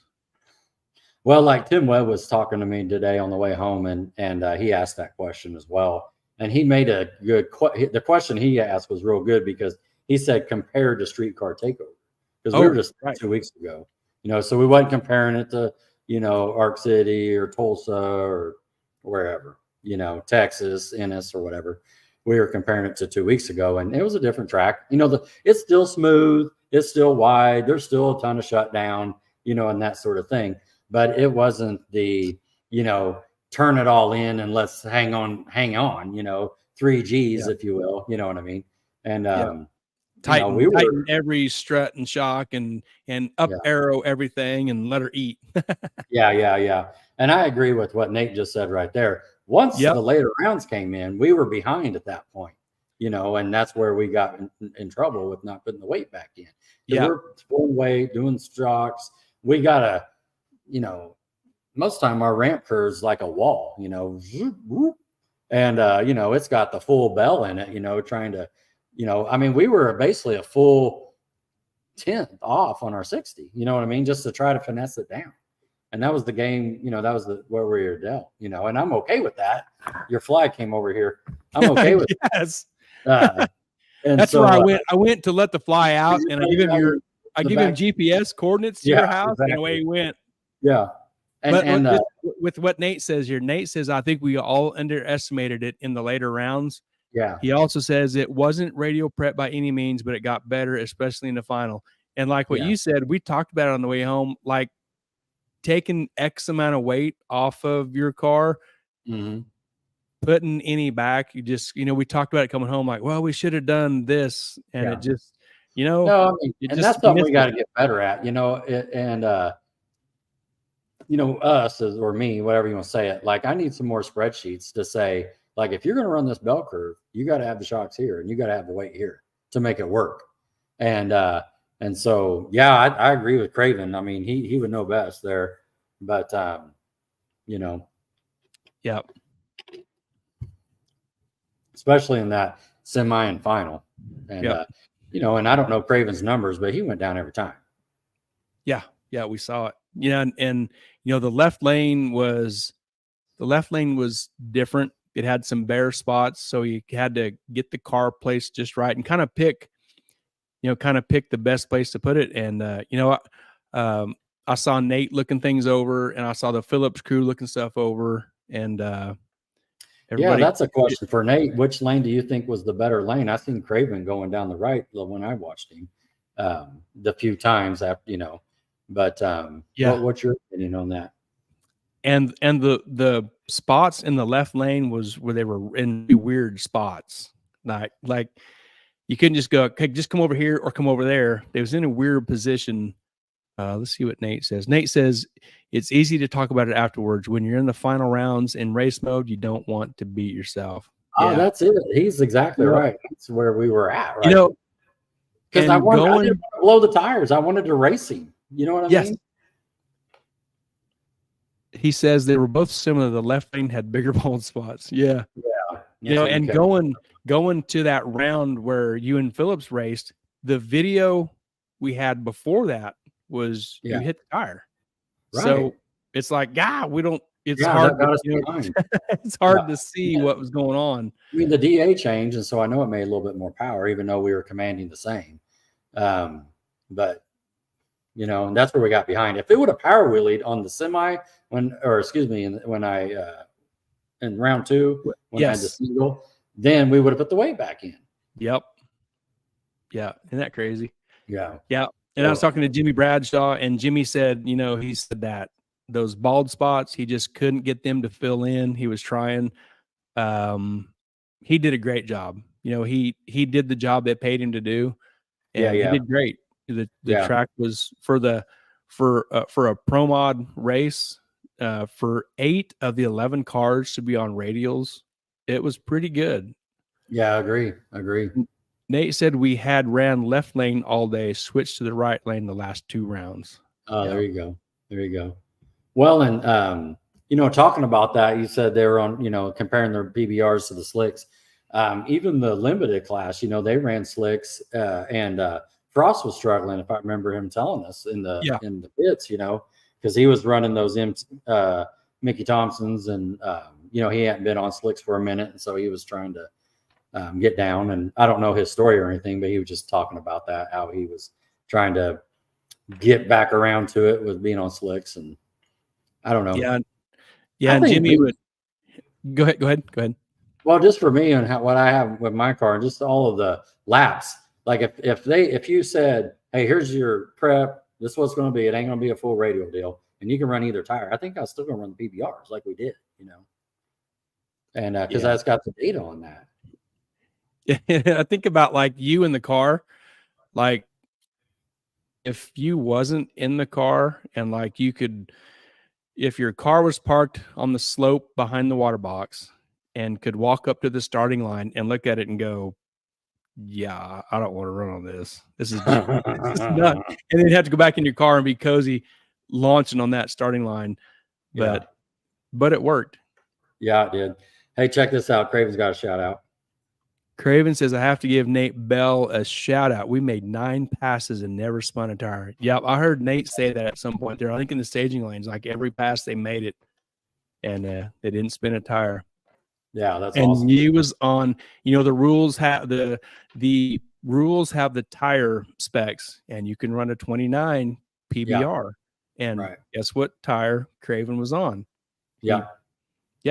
Hey, car works. It runs. He's doing it. That's right. Yeah.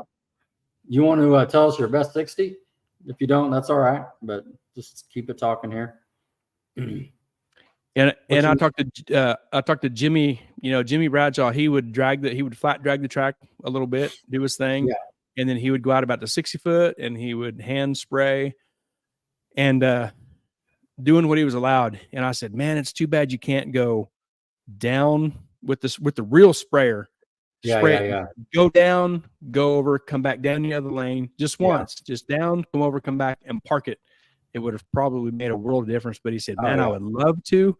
He said, I would love to, but I just can't. So, you know, I wasn't like crying or nothing. It's like, man, it'd be so cool if you could just go one trip down and one trip back in the other lane and park it and let's race. But yeah, he did a great job. He did. Nate says Craven was 118. 118. That's very respectable. And I'm sure that wasn't even hardly pushing it. You know what I mean? So, yeah, that's great. Yeah, that's what he says there. You know, and let's talk about it too. You know, this is a game of attrition. You know, let's be honest, it is. There were some issues early. There was some breaking and took some guys out. Yeah, and so you got to run your race, as they say, and so I mean that's just it. So And Nate confirms here, never pushed it. And it's a Yeah. big block twin turbo. It's just breathes easy and just no sweat. Yeah. Nate says the drive shaft looked perfect, but didn't want to get up there and run into the bigger bald spots. Yeah, that'd be bad. That'd be a bad day. Yep. Joseph Thomas is watching. Hey, Joseph. What's going on? Good seeing you. Congratulations. Then they made it to the finals, him and his dad? They went to the final. I think his dad Joe won. I think I seen a little Facebook thing. I think Joe won, and Joseph's like, I need to do something different because his dad is like 2-0 on him or something like that. So is that right? I think so. I think that's what I've seen. Yeah. Nice. Hey, I see Greg Dotson watching. We'll give him a shout out. We got to talk. Hey, Greg. Yeah, we seen him like every time we was back and forth up the road up there. Yeah. He's got a super cool 580 Nova, 70s Nova that he races down at MAD. But he was there helping one of the top sportsmen, top dragster guys or something. I think it was Mark Moore. Isn't Mark Moore a local guy? Yeah. Okay. Yeah. Got a little help from Hamilton. I want to roll back up here and catch this real quick before it gets like disappeared. Mark Westmoreland says, I like your strategy, Rodney. You don't have to be the fastest. You just have to be the first to the stripe. Thanks, Mark. I'm doing my best. I appreciate it. And the first off the starting line is a good head start. Yeah. Craven said something to me, he was, how we're just talking, and he goes, he said something to like, you get on the starting line, just make him hit all those buttons, Rodney, try to catch you, and hit the tires, just whatever. So that's what I got out of it. We just had a good talk, but yeah. Yeah. Joseph says, good seeing you guys as well. Congrats to you guys. Thanks, Joseph. Good seeing you. Yep. You and your dad racing it out. That's cool. That's good. And I got my cool stuff. Was in my garage when I got home, Joseph. Oh yeah, that's right. The Jack. Oh yeah. Yeah. Yep. He sent me, he had some cool shit sent to me. So nice. Yeah. Been kind of busy. I just kind of opened some boxes and peeked in and poked around, but just haven't had a lot of time to really look at it yet, but it's here. So you're supposed to be working on oil paint. I will tomorrow. I almost said next week. And I told Keith tomorrow after work, I'm gonna get started on it. If things go awesome and great, I'll be done with it tomorrow night. Yeah. If not, it'll be Tuesday. Yep. Mark says Mark Moore's out of Hutch. Okay. Well, he was there with Greg. That makes sense. Yeah. Super nice setup. Golly. Yep. Cool. Yep. All right. Well, let's move on from this. You ready? Yeah. I really, really, really like this picture because we're with the man. Oh, there's Scott. And and I put some words with his. Thank you, Scott Higgs. He'll probably never see this, but we just want to say it, and when we was there with him, I said, I was like, hey, well, first I said, are you Mr. Higgs? He goes, no, I'm Scott. There you go. We established that right away. And I said, man, thank you for this, like the track. And he said, well, we're going to do it right one time because do this again. So we're going to build it right the first time. So there you go, man. Scott Higgs. Yep. He apparently he likes this stuff as much as we do. Yeah. And this was late, this was down there, this is Craven's right there to the left of us, getting this winner circle picture taken. And one thing I'm going to say too, real quick, and I'm going to talk to Blake about this. I didn't notice any big check for the small tire guys, and that's just some feedback, and it's good criticism, good all feedback's good feedback. And so, I want to just do a nice little, feedback to Blake, and he listens. I message him other times and he's answered, but I I'm paying attention to stuff. I noticed that, and they're still trying to do their thing. It ain't nothing crazy. It's no complaint, but those are those things that they're the modern day trophy that we put on the wall. And so, it's nice to have those, and they're cheap. They're like $50 or something. And so, but I'm sure you mentioned one thing to this guy, he's going to make it happen. And so what I've seen at this point, I've been impressed. And so, and he sat there and talked to us like he known us for 10 years, you know, and shaking hands. And that's when I was like, I got your check. This ain't the last one I'm going to get from you. Yes. Yeah, it was a good moment right there. Yeah, he's a good dude. That was fun. So, Mr. Scott Higgs, thank you so much for making that really cool place. And I can't wait to see how it progresses in the future. What the changes that are coming, you know, God. So it's so early in that track that, man, there's just a ton of good stuff coming. Oh yeah, give it 2 years, give it 5 years. I don't know. I mean, I think you heard, you know, Tanner was out there surveying. He's got a place to put a hotel. Right. Yeah, right there. And the way he's got it set up, he wants a Waffle House, and then you can get a room and watch the races, you know, just stay in the room. Man. Watch the races. Yeah, like have balcony suites that overlook. Oh, that'd be so great. Golly. We're just already spending his money. Yeah, definitely.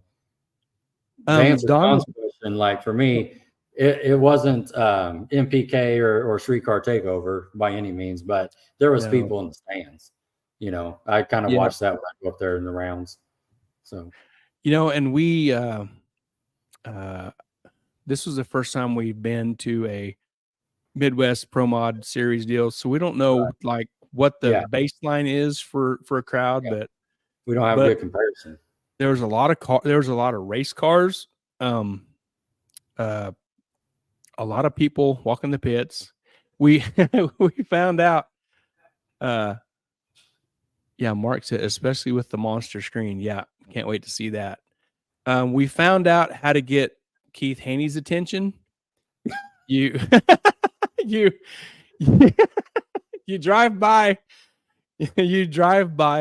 Keith Haney's pit, and he was pitted right there, like where your entrance, where you have to go to the staging lanes. It all funnels down to a funnel, and you have to go right by his pit. And Haney was standing there with 3 or 4 other guys, and we had to stop and wait for somebody to come past so we could go in. And we're loaded up. We were going to zip down to the staging lanes to see Craven and Nate, and before we left, and we're sitting there waiting for the vehicle to come by, and we hear Haney go, "What the fuck is this?" And it's my golf cart in the bed of my truck. He's like, "What the fuck is this?" And I was like, "That's how we roll." we got to adapt and make it work. It was just funny.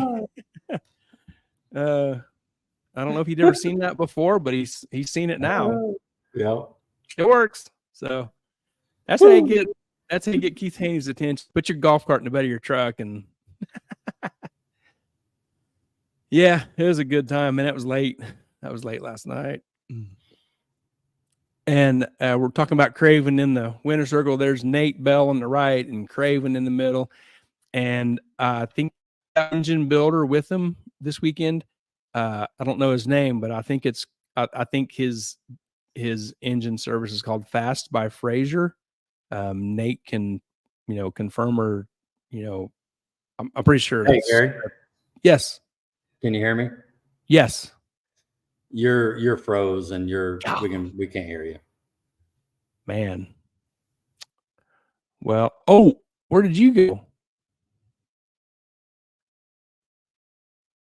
Dang, I just lost Rodney. Man, maybe he had to go to the bathroom. I think he can click on the deal and get back on here. All right. Well, yeah, he just up and disappeared. Let me catch this comment here. Troy says we could. Huh.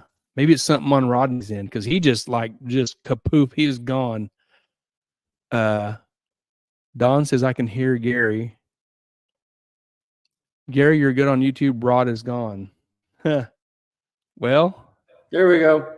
What are you doing over there, Rod? I don't know. I thought it was fine. It blinked out on me. I think we're getting confirmation that it's on your end. Oh, okay. Well, okay. Because Troy said he could hear me. Tanner said I was good on YouTube. Rod is gone. You just kapoof got zapped up. You know? I don't know. I saw I blinked out too, so I can join back in. You have to poop? No? Well, all right. Well, you're back. There Yeah. you are. Okay. I was like, dang, he's gone. Holy crap. Yeah, so congrats to you guys, man, Nate Bell and Craven, and I'm just gonna call him Fast by Frazier. I don't know if that's his Yep. name, but I think that's the engine service. And Nate Craven said at one point we was talking to him, and he said like, that's his engine guy. So congrats to you guys. Nice. You got any more on that with Craven? And Just great picture. yeah, When Craven rolls in, he's going to be a player, and so them guys are fun, man. They're so yeah, fun. and exactly, and they sit and talk to you like they've known you for 20 years, and so good seeing them guys and saw them there, and a great picture. So yeah, just glad to be able to race with them. Yep. Congrats to them guys. Congrats. Yeah, definitely. It was about the same time, late into the night, when we finally saw Michael Narks stopped for like 3 seconds because he was very, very busy. It was behind this like starting line area there. We snatched a picture with Michael Narks. He's working for the Midwest Pro Mod Series or track in whatever fashion, but he's involved with the Keith Haney and Tulsa Raceway Park and Midwest Pro Mod Series. He's working with them guys along with his drag and drive stuff. He was very busy. I think he did a lot of interviews. So we had a quick second to snatch a picture with him. Oh, hang on a second. Craven says Dusty Frazier at Fast by Frazier. There okay, you go. Cool. Good. Dusty. Thanks, Craven. All right. See, I had some of it right. Yeah. Don says, good guy. It's talking about Michael there. Yeah. But we was able to snatch it. We always headed to the tower to get your check, and we saw Michael there. So yeah, we got a picture with Mike. Yep. And picture. You remember what he told us? He talked to us about Drag and Drive with Arc. Yeah. Or maybe reach out to Arc City and the Harpers. Yeah, definitely. And let's plug that right now. So he's wanted to do something with Matt and Arc City, do a 1-day deal. And so wanted to do it in the fall. And so we just told him to reach out to the Harpers and put something together, because they're always game for something. So that'd be great for the locals here. So yeah, some sort of drag and drive, some sort of one place to the next place in 1 day type deal. Yep. And if you want to follow his stuff, he's got a lot of information on his YouTube channel, him and Eric White. It's Drag and Drive Addiction, I believe, on YouTube. And they have a Facebook page also, but check them out. They have a lot of good information if you're into the drag and drive stuff, and check it out. Yeah. Kurt and Shelly, we was also at the racetrack at the same time, finally. Yeah. That's Kurt and Shelly. Yeah. So, yep. Yeah. We got to see them and hang out with them. Yeah. Hung out with them a little bit. Got to see their setup, and Kurt raced this and Pro Mod and had an issue with the leak or something. Not sure what was going on, but yeah, it was good to see these guys out, and they kind of follow this whole series. I don't know exactly, but every time you see them at the racetrack, they're kind of doing the series and that sort of thing. I think he usually races this in 420, but I don't know that for a fact. Right. Yeah, I think like the Corvette is more the Pro Mod-ish. This is the 420 side, but to keep with the Corvette down, to keep points correct in the Pro Mod side, they're sticking this in the Pro Mod category. So it's a point strategy that they have going on. So that's kind of what that's about. Yeah. Something that deals with later in September, like when the big crazy big dollar race happens, they're doing strategy to line up for that September event at Flying H. Thinking of that, do you know if the small tire classes will be at that September event too? I was trying to look on that. I was trying to look, not trying to put you on the spot. I was looking into that right before we started, and the show. But I don't think it is because like you said, Blake told you Tulsa and St. Louis, but good point. Yeah. Why wouldn't that also include September? If they're gonna make a big bash out of it, I mean, why wouldn't you include that too? Yeah. That'd be great. Exactly. Yeah. Because how cool would that be? Like this giant promo, like the big killers of like Okay, Wes Buck's deal in Florida was Yeah. 100,000 to win. This is Right. 150. So as much Right. fun as we had watching the pro mods this weekend, the hitters from the U.S. are going to be after this 150 grand payout, right? Yeah. Yeah. Yeah. So man, Yeah. that'd be. You I might mean, see Stevie Fast, right? well, Is that possible? I would think so. That's big money. Yeah.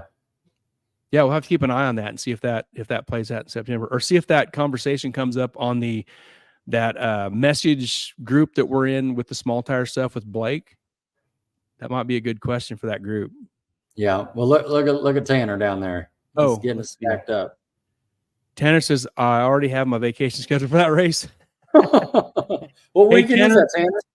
Tanner, there's a really nice motel called Days Inn in Grain Valley. You should stay there.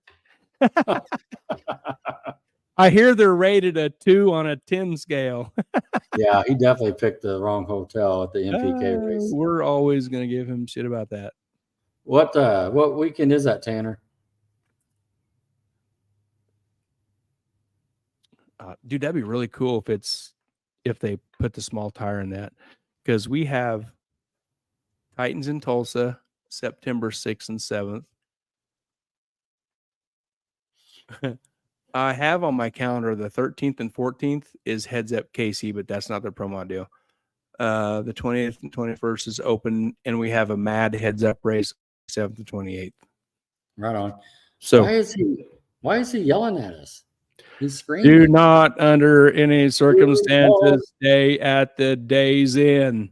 Golly. From Tanner. He's screaming at us. Oh man. Okay, 19th. Hey, that works. Whoop, whoop. That works. I can see my thing right there. Your calendar. That works out. Okay.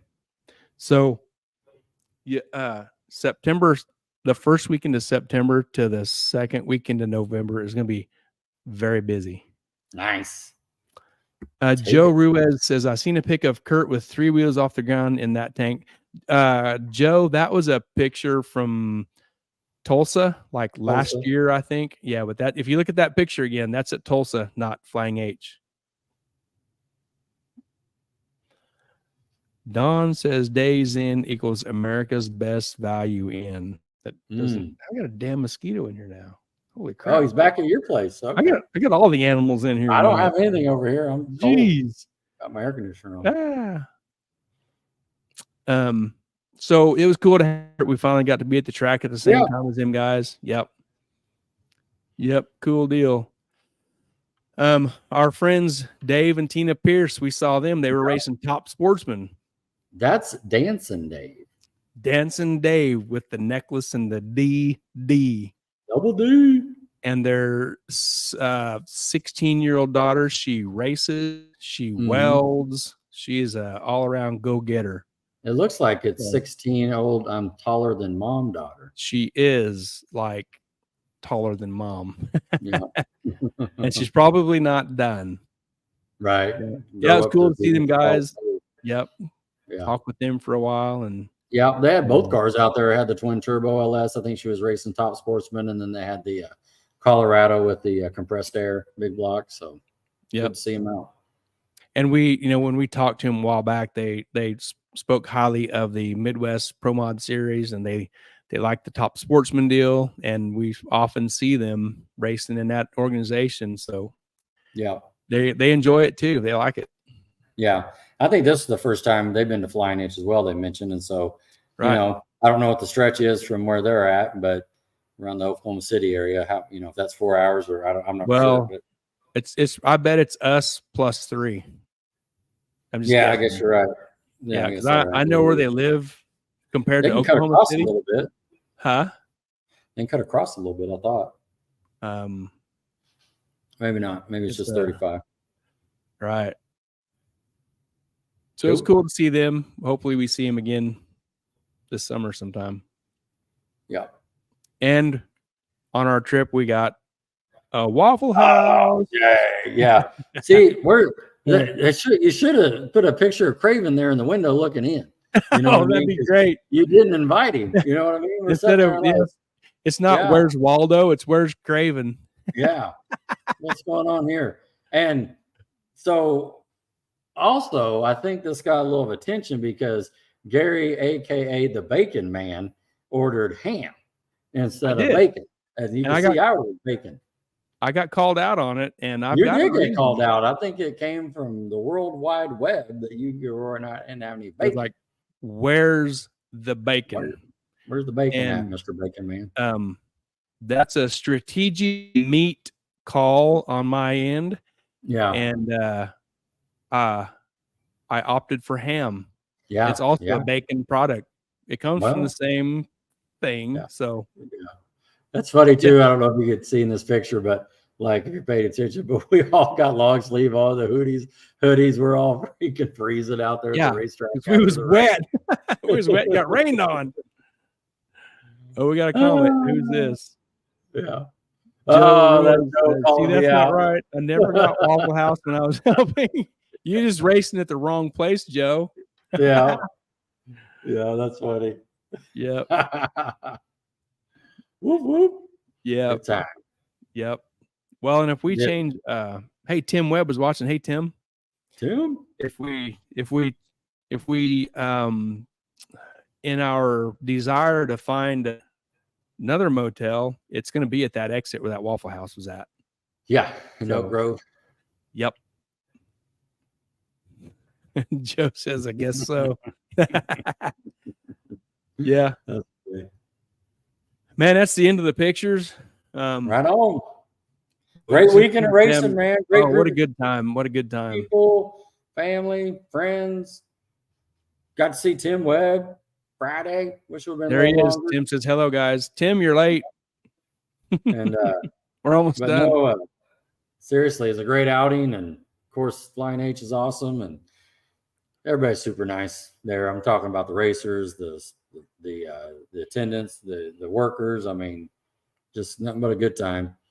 And we kind of have figured out a couple of good spots. You know what I mean? To watch go down the track. We've kind of, we got spot number 1. We got spot number 2. We found another spot, different, where we can stay and hang out. And now that we went up there to the, the first time we were down there on the pavement. And so, we went up there to the second section and we can see what that's like now. And plus like a different strategy on the return road, to be honest with you, I kind of learned I'm shutting the motor off a little early and I'm taking that loop and it takes me all the way back down and it's just all on freewheel, so Tanner's picking me up right at that last pole before we go up the hill to get the time slip. And so, we're just kind of getting our little strategy down there. So it's a good time. Yeah. And in just a few more trips, we're going to have our navigational picture complete. Like we're going to have the motel nailed down. Yeah. Because we're moving closer and closer to Flying H from where we started in Blue Springs. We're getting closer and closer. We have a different motel on radar for the next time. The parking, the parking is going to be different. That second level will be paved. So that'll be different and great and awesome. And, down the road, we'll be able to say, yeah, we've been racing here since that second level was rock and dirt, right? Yeah, big scoreboard. They didn't have that big billboard back then, that 15 by 40. That big old board wasn't there, and this was all rock and dirt. They'd be like, no, never been dirt up here. Yeah. No, dude, there's rock and dirt up there. We parked up there and rocked this deep uphill. Oh, yeah, man, it rained. Another thing, Gary, while you're out, I was talking about how the checker flags start, on the scoreboard. And that was some things I was explaining that to everyone here. And that was something that I was hearing a lot from the crowd, like, who won? How can you tell, because you got to be there a few times to figure that out or watch a few passes or however you want to say it. But because there was not a wind light, And, and you know what else I noticed about them boards? They need to leave the ET comes up. They need to leave it up there just a little bit longer. It doesn't stay, I'm being real dumb and petty, but just, if you look and you look away and you want to look back and see or whatever, it seems like it's not up very long, but I don't know. I don't know. if the stuff stayed up just a little bit longer, I'm Yeah. sure that's all programmed by a. I'm sure it's all LED stuff and computerized. It's Right. probably programmed by a laptop or whatever. So Yeah. Hey, you here's a know, good question. Switch it up. oh, Tim Webb says busy in the shop. Sorry, the day got away. Is that what she's after? No, go up one. Oh, yeah, I seen that. I was getting ready to hit that. Mark Westmoreland says, I see a front nose on your car, Gary. Give us an update on your progress. I've had the nose for a while. The nose has been able to come off and on. The nose is usually over here around the back of the golf cart out of the way. But since we've been racing pretty recent, I've just left the nose on because I get the golf cart in and out. But progress, I've got the inside of the car cleaned up pretty good. I've got some wiring stuff fixed. I worked in the back of the car with the plumbing for the tranny cooler, the transmission cooler, fan, couplers, and all that. So I most of the plumbing for that is done. Yeah, I just need to. I got to do some work on Troy's oil pan, and after that, kind of get back into my car and pick a different spot. I'm not real sure where I'll go to next, but just little things around there. I'm just picking at little things and keep on trucking. So There you go. not a lot of progress yet, but there's just a lot of little things to do yet. So yeah, I'm doing it. It's a long process. That's all good. That's a good update. Yep. We got 4 or 5 come in. Go ahead. Larry Hunt says, "What's up? Hey, Larry. Hope you're doing good and being all great and healthy." You bet. Kimberly Schote says, agreed, or at least cycle it and the mile per hour. Yeah. Some on the scoreboard, like you were mentioning. Yeah, a little bit longer would be cool. Yeah. It has to be all run by a laptop, I would think. It's a complete digital LED board. It has to be all done by a laptop. It'd be so easy to just tweak it a little bit, Sure. Tim said they need some branches to head off from the return road to the upper rock areas. Me and Keith was talking about that when he was here today. He's like, you got to go all the way down there and around and then back up, to the middle where he was at. Because I was showing Keith where the time shack is to get your slip. And he's like, you got to go all the way through there, around there, and up there. I was like, yeah, but I know what you're saying. There's only one slip through. Yeah. And it got a little congested, to be honest with you. I mean, once they called like small tire, that we all kind of came together, and there's 4 or 5 of us trying to go down that little area there because it drops off 10 feet or whatever. And there's someone trying to come up. It ain't that wide. So, people are waiting and that sort of thing. So that's a good point. Yep. The boards, Laddie says AI controls it. That's right. Yeah. I like what Tanner's talking about here. This was good. Yeah, Tanner says, I really like the app that the Midwest Drag Race Series had to review time slips. Yep. I seen that deal. It was posted. I didn't even get it. I know Tanner did because he was showing us, and it looked like a really cool deal. Yeah. Has like weather info and the time slips. You can type in the car number and it gives you that info. Yeah. Yeah. You can use that thing for strategizing. Yeah, for sure. Pretty neat deal. Joe says, I still have some of their rocks in my garage. Maybe I should keep them for a keepsake. from the golf cart, maybe? I don't know. Yeah. This is for you, Rod. Larry says, are you guys coming to Ozark next weekend? That's right. Next weekend's Titans of 10-5, Ozark Raceway Park. Oh, no. Is that wait a minute. I thought that was at Craven said, I think Craven was telling me there's some kind of shootout next weekend at Ozark. Oh, okay. And I was thinking. Yeah, it's not the Titans. Not the Titans? No. Craven, is it one of Ozark shootout? Is that what it is? So I think they run Outlaw and Limited Street, right? Yeah, it's something that the track is putting on, and we talked about it for just a sec, and I forget what he called it, but yeah, we won't be there. Okay. There it is. ORP shootout. That's it. Okay. Oh, they use the time slip app as well. That's cool. Oh, Ozark uses time slip. Cool. And Tulsa does too, don't they, Gary? Yeah. Yep. But is yeah, they do. I think it's a different setup. Yeah, I think it's a different But app. it's the same type of deal. They're really cool. Yeah. Good stuff. Get one, get all. It's just like getting the weather stations. Yep. Mark says, thank you, Gary. We're all just excited to see you out again. Yeah. Thanks, Mark. And I give a real crappy description of my progress. I got a lot of things. It was I just need good. to get focused on the car and just charge ahead now that we're kind of in a summer, a little bit of maybe a summer Just break. get that oil pan done and you can charge ahead. Yep. I'll get Troy taken care of. I know I feel sorry for him. I'm going to let him get out there and at least attempt to get to the 450s first. So, are you saying you're going to put $100 in that oil pan when you give it back to him? Is that what you're saying? Maybe I might just weld it in there with a, Well, here's a thought. Just charge him $100. I'm going to charge him a lot. I'm going to charge him a lot more than that. Don't worry. My stopwatch that I keep track of time says it's going to cost a lot more than that. Woo! Okay. Yes, Troy says he's thirsty. Oh man, there we go. Oh, Troy, I don't care. I'm just excited to see your car get back out, man. I don't care how much. Shoot, what's he drink? Tequila, right? Yeah. Whatever it is, I don't care how much tequila it costs. I just want to see your car back out. Yeah, the banana. Let's go. It's been so long. And like we were talking about over the weekend, there's enough things to do. It ain't like, well, should I get a car? There ain't nothing to do. There's only 3 races a year. Like that ain't the case.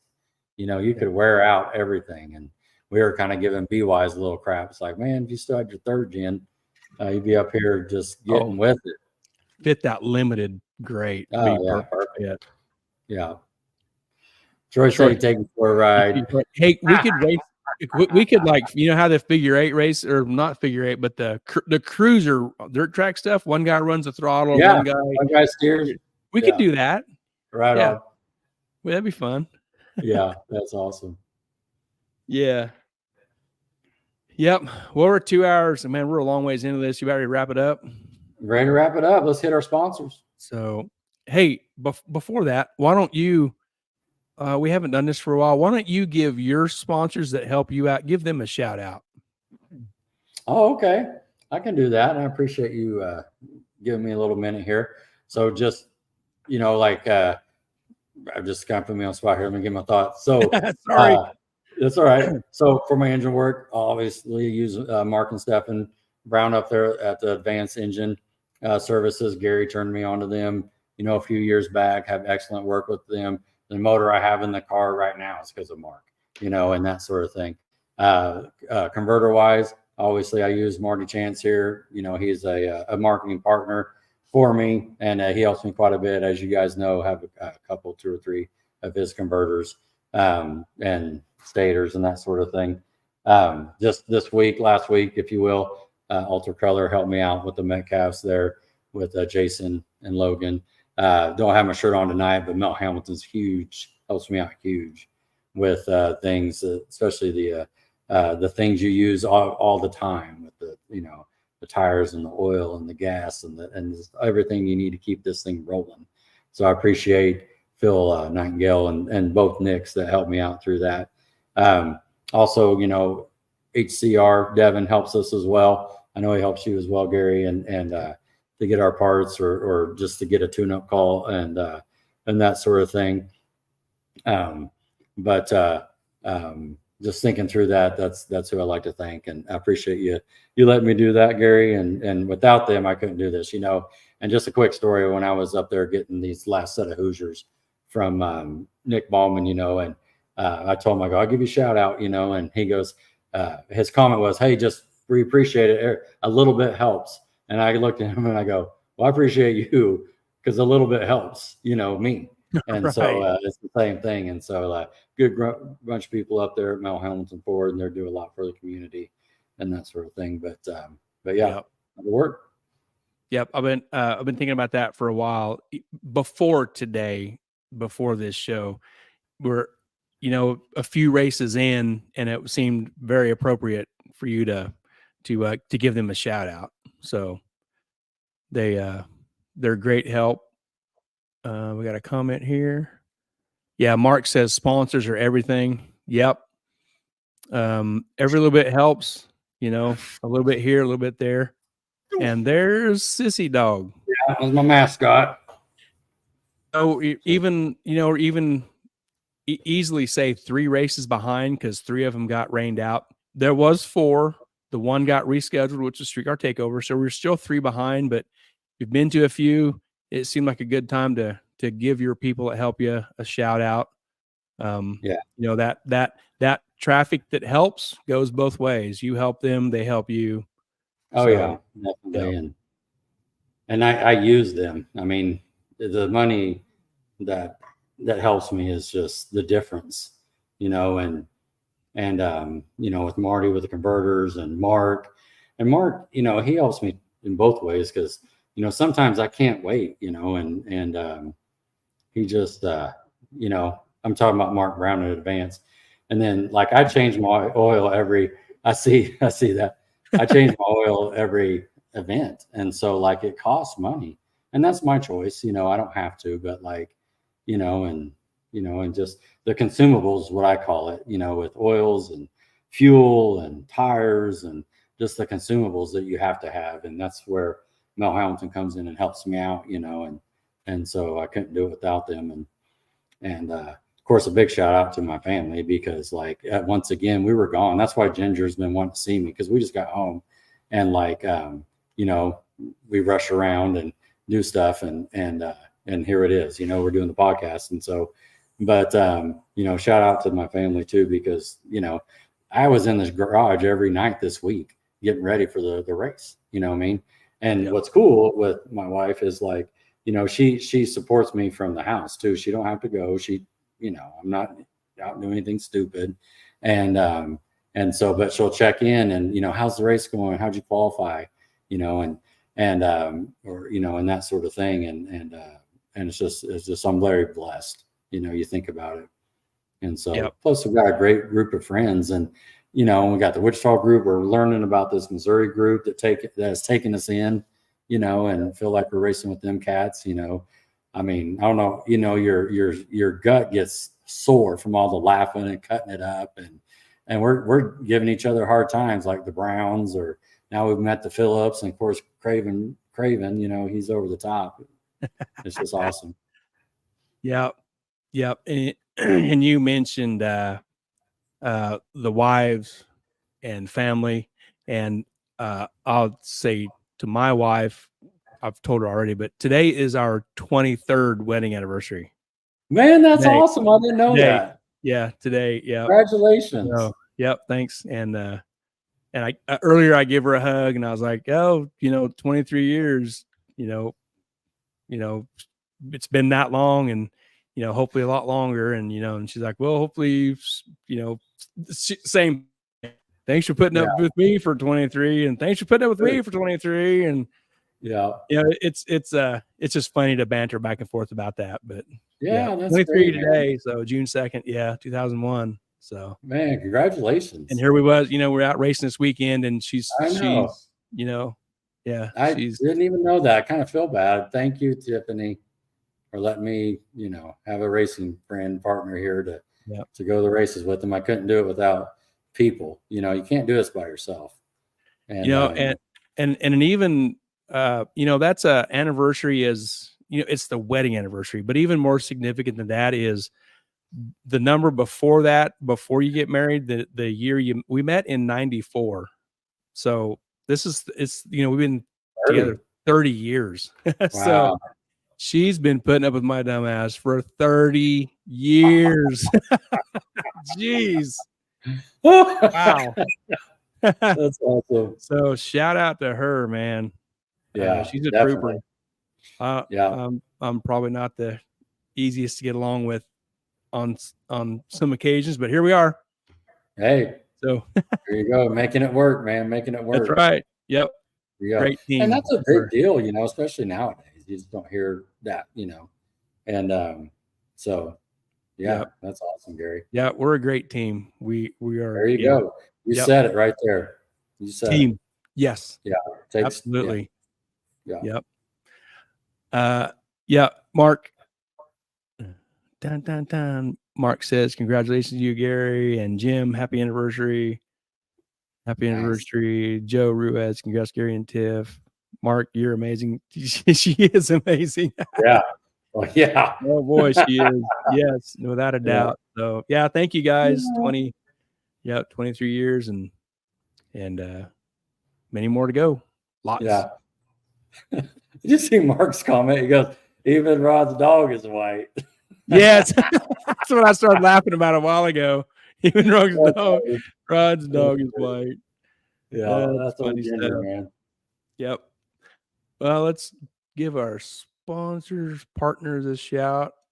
We want to thank Mid-America Dragway, Ultra Color Collision Repair, Sandlin Iron and Metal Auto Salvage, and Harry Street Carpet for 2024 being our awesome partners. Yeah. 2024.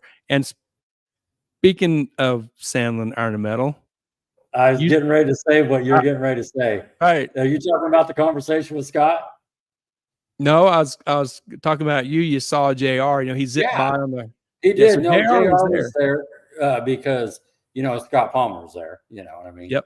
And so he waved at us and stuff when he came by. But a more important thing, when we were talking to Scott, there, the owner, we were like just chatting it up. And we told him, we've been here twice now in the last 20 days or whatever. And, we're from the Wichita area. And he stopped us and he goes, hey, isn't there a Pro Mod junkyard stew? Like he knows. I'm like, oh yeah. Yeah, that's Brandon Sandlin. And we even said, I go say his father's here. He hangs out with Scott JR's Palmer. here. And he's like, oh, really? Okay. So he was putting it together. And I did plug it. I go, yeah, JR sponsors the podcast. Just look at him. Oh. Yep. Yes. That was a great moment right there. Yeah. Yeah. That's awesome. Yep. That was good stuff. Yeah. Such a good time. Cool. Yep. Well, it'll even be better. I mean, we got 4 or 5 cats here local need to get their cars done. Looking at you, Gary, too, with Troy and Campbell and the Metcalfs and Mox, and just get them in there. Get in where you fit in. There's plenty of opportunities to go peel out. Yeah, nobody is going to go to Flying H and go, man, this place sucks. Yeah, no. Nobody's going to do that. Well, and to that point, like I was sitting there, Metcalf, Jason was texting me when we got back and asked me how he did. And they were probably watching on Flow Racing, but he said the car looked good. And I was telling him, I told him what the car did, but I was just saying, you need to go to Flying H and just look at it. Just walk around and just take it in. You don't have to bring a car. Just take a weekend in and go check it out. Yeah. Yeah, it's a great facility, great atmosphere, great people.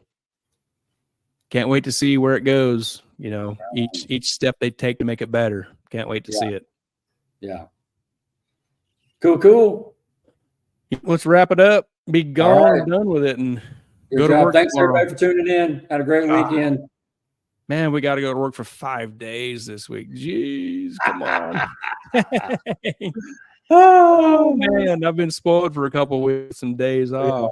Dang it, with Memorial Day weekend. Yeah. Mark says, "Thank you guys, awesome show tonight, and you two are running on fumes." Now we're good, but I do need something. Gary hadn't eaten in 12 hours. I haven't ate since we had gravy this morning. Yeah, that's what I'm saying. Oh man, woo! All right, let's appreciate you, Joe. Good night, guys. Have a good night, guys, and thanks for the show. Thanks for hanging out with us, Joe. Yeah, definitely, man. And everyone else, yeah. All right, you ready?